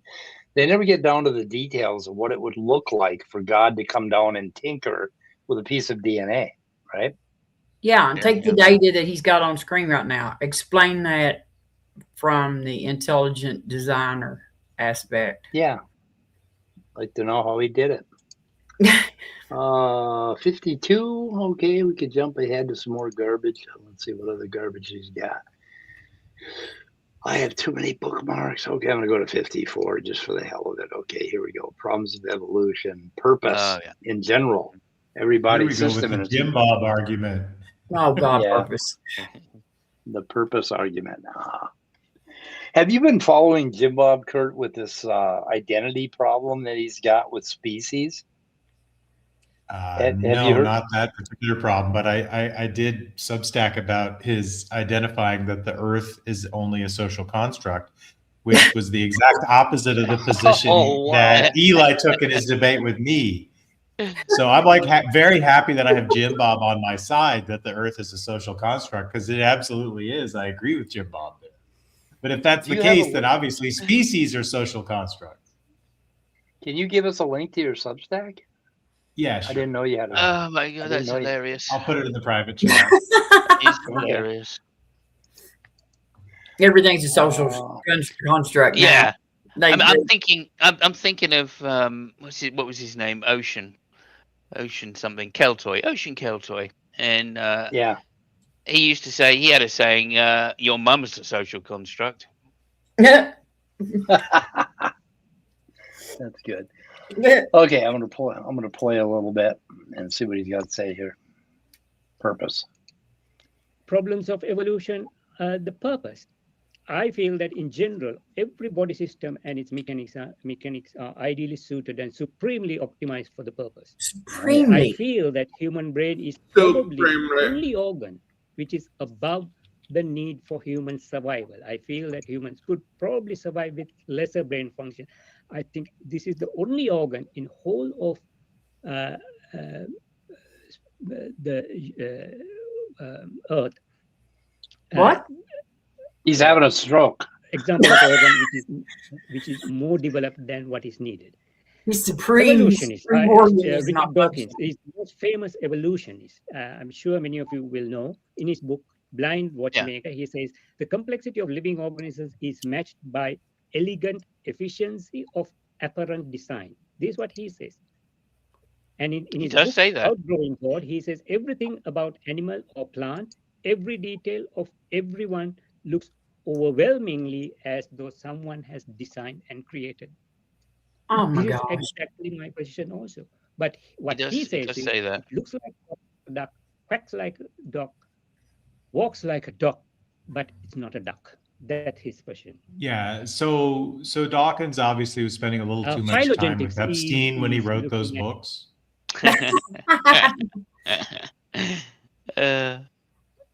There's plenty of like apparent undesigned stuff in all of life. Much of it is kludged together. Like the clotting cascades, for example, is just done with reduplicated, repurposed like enzyme structures that do one thing in one sequence again and get slightly changed and do something else in another part of the sequence. And like there's plenty of things that work great, but there's plenty of things that work very poorly. I mean, ask someone with sickle cell. Yeah. And again, things that are like tolerable, but like will allow you to live and reproduce, they're not going to necessarily be optimized. And I think, you know, again, Dawkins I don't think he's really up on like how cellular and molecular biology work and how common it is for things to work badly. Yeah.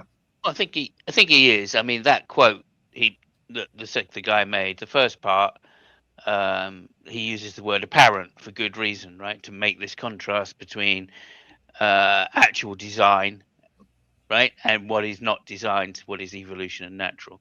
And then the second quote is a quote taken out of context, where he's saying, yeah, it looks like that. Yeah, we can all agree it looks like that. The language we use, right, is purpose driven, right? It's axiological. But in fact, it's not. It's all nomological. So, you know, I mean, that's just taking Dawkins out of context. And I find one of the most annoying things about Dawkins myself is that he will do this in debates as well. He will literally say, no, I agree that it looks this way. Right? And then people go, oh, great, there you go. Yeah. And he gets taken out of context so often. Yeah, right. Clipped. For some reason, the creationists and intelligent designers love to quote Dawkins, even though that's because he's in my opinion, he's an honest debater, right? He doesn't try and sugarcoat things or make it so, and that's to his detriment, right? I wish he wouldn't do that because it drives me wild. The same thing with physicists when they say, you know, oh, let's go, we're looking for the Higgs, right? We call it the God particle. Why would you fucking call it the God particle? I mean, that is just dumb as shit. You know what I mean? That's like me with my God's eye view. Yeah, Einstein with his God doesn't play dice quote. You know, well, what? Or why do they put dark in front of anything? Like, do they not understand that the word dark is like this magnet for theists to misunderstand you? Yeah, absolutely. So, like, I mean, it happens in a lot of fields, right? I mean, I've been critical of physicists for some time, like, because we have like a word star, right? Like, you know, obviously, you know, that has many different meanings, etc., and star is one of them. But then we call our star the sun. Yeah. Okay, that's very similar to the word sun. I just want to point that out. Yeah. And why did we name like theory. I don't even know why we used the word theory when we came up with when it has two different meanings. Well, I think it's an English translation of the German Grundzüge, which actually means like grand unifying understanding. Okay, that makes sense. Yeah. Okay. Yep. Theory and hypothesis Actually sounds are great to me. misunderstood often. Again, in let's English-speaking world, we fail to understand how much of our like academic culture is parasitic on like 7th and 18th century German scholarship. Really, yeah,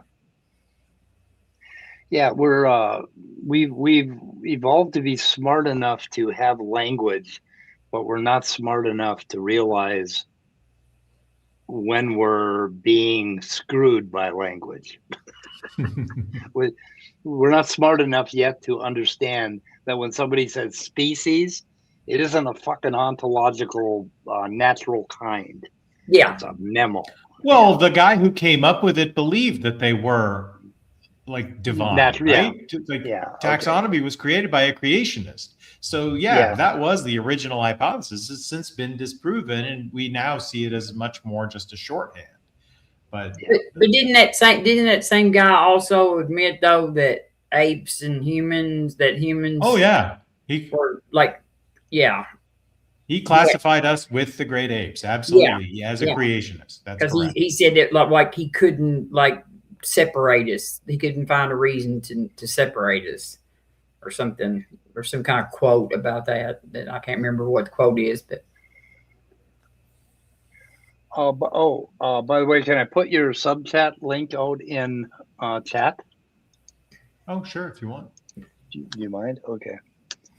No, I don't. I will do that. I don't know why anybody. I'm not going to pay you though. I do Substack for free because I'm poor now. I have maybe 5 subscribers. No, I just do it for myself. Yeah. Okay. New Scientist. Let me check this. I just want to check something. New Scientist said, what did they say? And again, what they mean there is that it is a web of life, that there's horizontal gene transfer, that there are multiple mechanisms for novelty to be introduced that don't require simple Darwinian mechanisms, which means he read the article and just is lying about it. Just totally ignored it. Irreducible stupidity.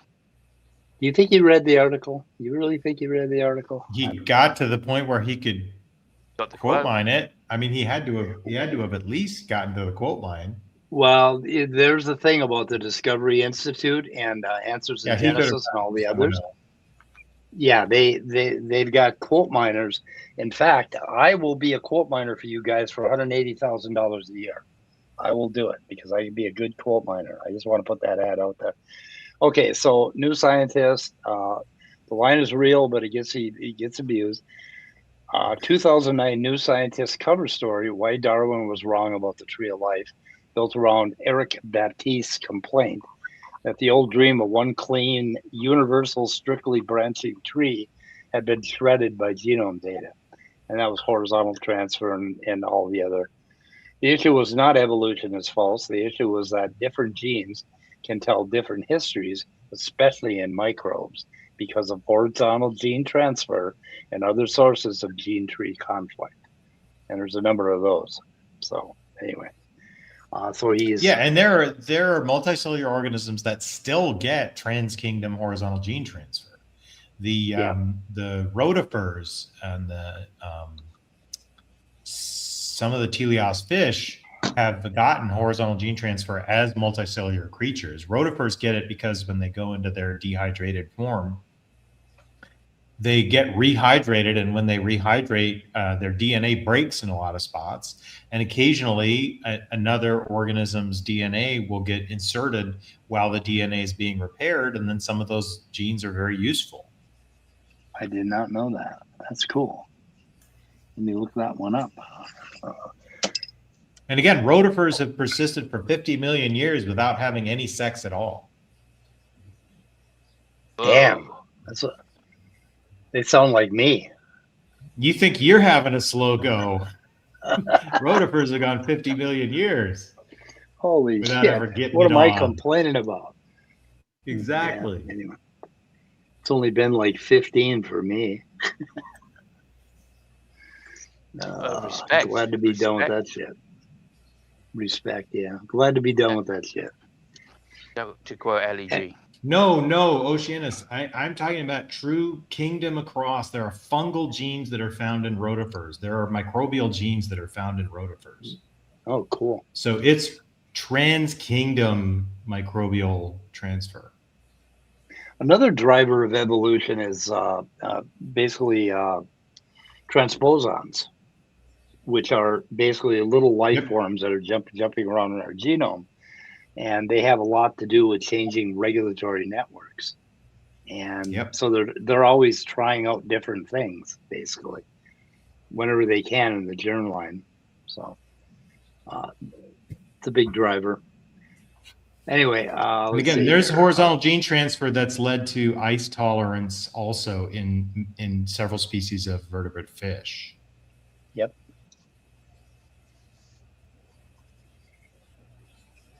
Okay, I'm going to play a little bit of phylogenetics here. See what he has to say.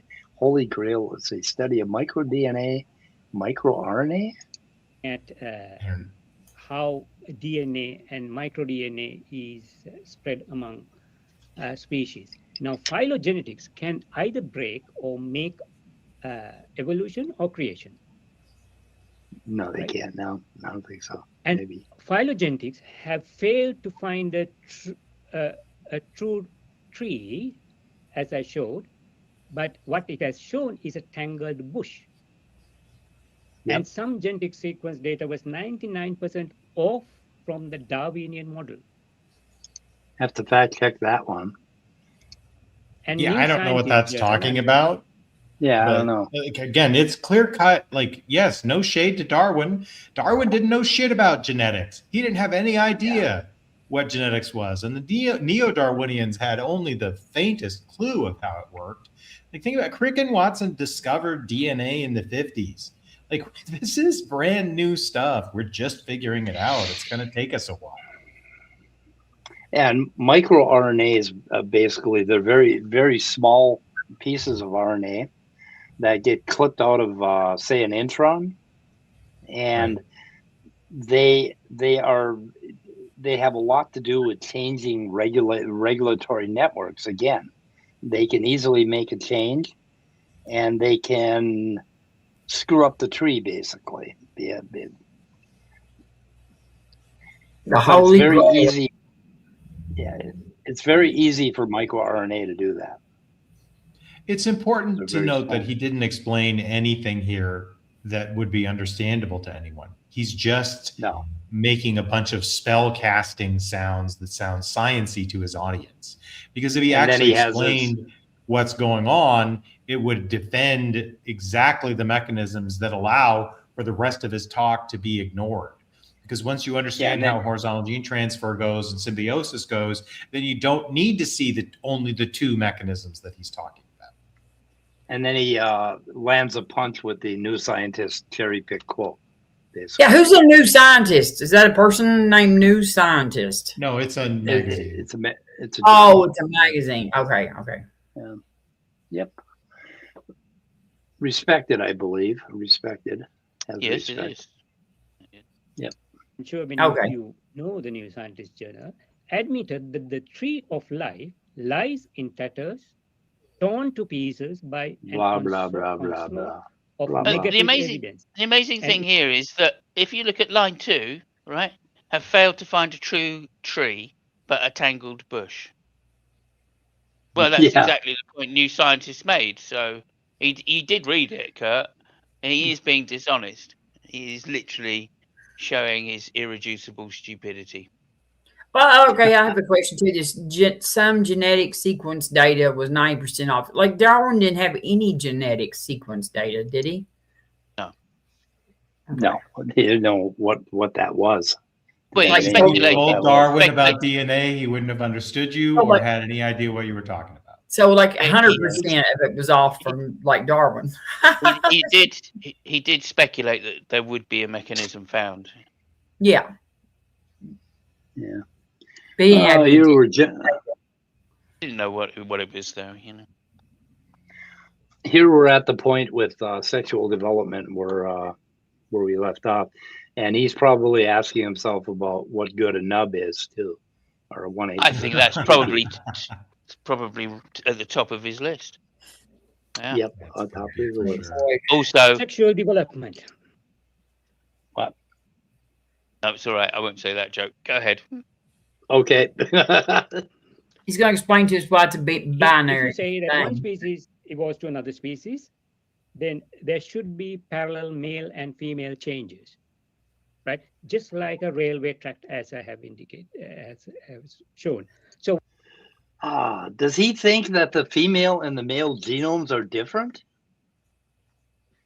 Like, does he think that? I mean, there's a Y chromosome in men, That we know about, but I mean, but that's Like the only difference.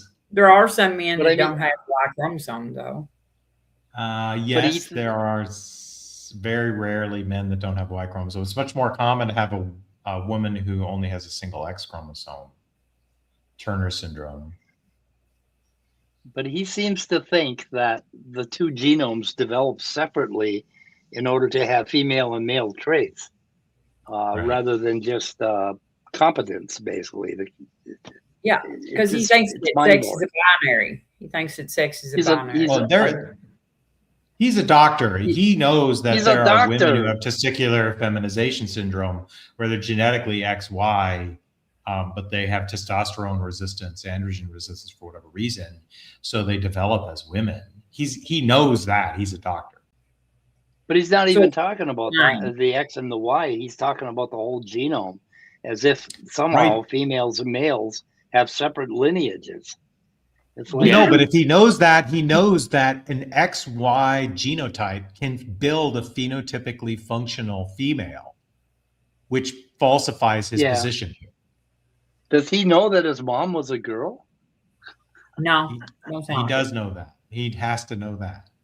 He should know that. With being a doctor, he should know that. Right? Yeah. But then he's a physical This therapist. is all so just crazy talk. he wouldn't really need to know that as a physical therapist. So. Well, he's not a physical therapist. He's a rehab doctor. I said that, Mike. This is your brain on religion. Yep, that is a problem. They had to do an ad like that where you break the egg in the frying pan. This is your brain on religion. We should pay for that damn ad. We should all get together. All atheists get together. Yeah. I can just film it in my kitchen. I can do eggs pretty good. Yeah, we could do it. Yeah, we could do it. Okay, I'm gonna play a little bit. I have to make a move. I think it's I'm getting very tired. So thank you, everybody. Thank you very much for putting up with me. I appreciate that. And thank you, everybody in chat. I hope somebody smiled. And nice to see you again, Kurt. And I hope to see you all very soon. Thank you, Scott. If you want Great having you. No problem. You can always message me whenever you like if you need tips on where to things to look up. I'll always give you a bit of English history. Do you know Pat Lowinger, by the way, Scott? I know of Pat Lowinger, and I don't know why. Why should I know that? Okay, well, he's a Roman archaeologist, so he's just been in a lot of live chats. He has recently, yeah. He has. He's an interesting guy, well worth talking to, and you might want to look up. I did a State of the Onion, just as a little plug here on my channel, State of the Onion, on my channel, called "What Have the Romans Ever Done for Us?" And that was an interview with him on Roman archaeology in Britain. So and I think we had Fabio on as well, so he brought a few things to it. So you might want to watch that. Okay, thank you, everybody. Okay. Take care. Good I'll night. see you all next Good night, week. Simos. Take care. Yeah. Bye. Yeah, we're going to wrap up pretty quick here, too. I just looked out the window at our Snowmageddon that we're supposed to be having, and we have 1/4 inch of the ground.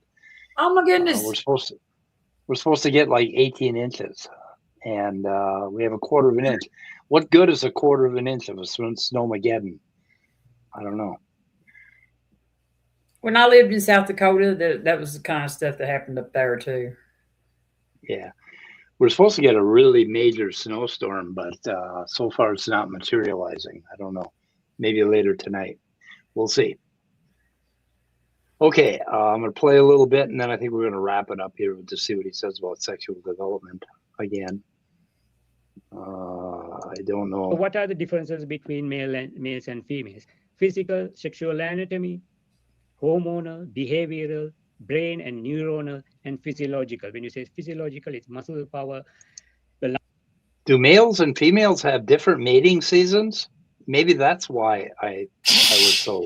Yeah, well, I think that In every men, species that's persisted through those mating seasons, the males and the females have met together in the same season. yeah, but men have like men peak at what, age 18, and females peak at like what, in their like late 30s, early 40s. So Yeah, There's a very long period of fertility for both genders in the human species, and it's very, very successful. But there are, like, pandas have like 1 day a year that they can have sex or something like that, and holy yet shit. there are still pandas. That must have been a hell of a day for them. They must be able to get the timing down right enough. But anyway, this would explain my lack of luck as a teenager. I had the mating season wrong. Oh, that was it. Now it makes sense. Lung capacity, the heart function, and things like that, all are different between males and females. And that should happen in a parallel fashion. Now, if you say that random mutation happens in one person, that random mutation can never coordinate parallel changes in the opposite sex. This is one of the... He's fucking saying it. I mean, that is really what he's thinking. I can't believe this. Oh my Can you God. believe It's he so- thinks like this? It's profoundly ignorant, because he knows that if you give male hormones to females, they masculinize, and he knows if you give female hormones to males, they feminize. Like, he knows this as a practicing physician. Other than the XY aberration, we have the same genome. In fact, Correct. we use that X chromosome quite a bit. Right. Males use it, yeah. And like, he thinks that they had to develop separately. It's just mind blowing that this guy. my father is a man. Like, you know, I got half of my genetics from a dude. Yeah, Precisely. but I mean, And again, every population gives rise to the next population, so it has to be functional enough to give rise to a population. If there's a population that can't give rise to another population, that's one of the 99% of species that went extinct. yeah, but I mean, I never go to NCBI. Again, it's just like these mutations, right? Mutations that don't work get culled. Populations that can't match their mating seasons get culled.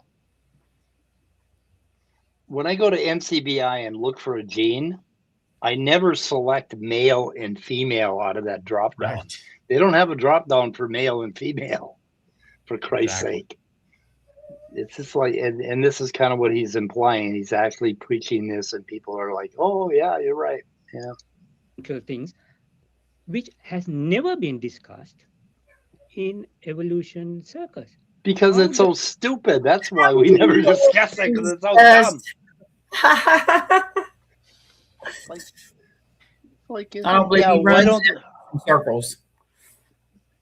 Yeah, So, and I made this point in the chat earlier, but the plesiomorphic state for the development of sexual reproduction is that one organism makes both gametes, right? There's plenty of organisms alive today that can be both male and female at the same time, and there are species that can auto-fertilize if they can't find a mate. So the base models had both. It's only as you get further down bilaterian like evolution that you start to see specialization. But even there, like we talked a lot about ducks, and like male ducks have a penis that grows only during mating season, and then it like involutes and goes away. And during those periods of times, phenotypically, male and female ducks look exactly the same. Yeah. If they don't have feather differences. So their penis just falls off. It just involutes. It gets taken back up to do other stuff. Yeah. That is so cool. Okay, guys, I think I wanna bail on this guy for now. Yeah, Enough that's enough. stupidity for one day. I think we'll leave it there. He gets into, like with Rebecca, he goes on and on about the brain and how impossible the brain evolution is, and he acts like again he totally ignores developmental biology. All these guys do. They just don't get developmental biology at all, and that's the problem. And we don't do a good job of explaining developmental biology to the masses, I don't think. I think we need to start anyway. Okay, I'm done with him, and we're gonna bail for the night, I think. Sounds Is good. that okay? Yeah. Yeah, just thanks for having me on. I really enjoyed it. Thanks, Kurt. Yeah, thank you. And I will check out your Substack and I'm already subscribed. I've already did make it. a few comments. You doubled my Yep. number of Yeah, subscribers. I I just already subscribed and looking at one of the articles right now. Thanks. Yep. Okay, and Scott, I'm hoping that you and I can do something on human embryo development, because it's really interesting when you realize that most of the original cells in the very early what they call the morula stage end up becoming not us. They end up becoming the placenta and Yeah. a bunch of other. So there's just a little tiny sliver at about week 1, week 2 that So end it's up like a becoming backpack us. trip. They bring their own housing and food. Yeah. It's almost like we have this metamorphosis where we shed, we shed our yolk sac and a whole bunch of other shit, the placenta and all that, and then we get born. It's really cool. But we're going to look into the first maybe 3 weeks. I think I've got that covered pretty well. But Yeah, just anyway. remember most of the soul goes into the placenta. Yeah, is that where it goes? Yeah, that's because I was thinking about that. cells, right? Looking at that little tiny sliver that's called the epiblast. Yep. Those little cells, which are almost identical at that point, where does the soul go in there? And what does the soul do? Well, it's in there. Must be pretty goddamn bored. Yeah. Because there ain't even a nub yet. Not even a nub to play with. No, the soul is the nub. Maybe that's it. The soul is the nub. I see. Yeah. Well, that's what some of those incels on Bob's channel think. Jim balls. Jim Nub, I call him. Jim Nub. That's my latest name for him. Anyway, guys. Okay, that's enough for tonight. Bye. Oh, okay. Goodbye. We'll see you later, Scott. Goodbye, crew world. We're ending the stream. And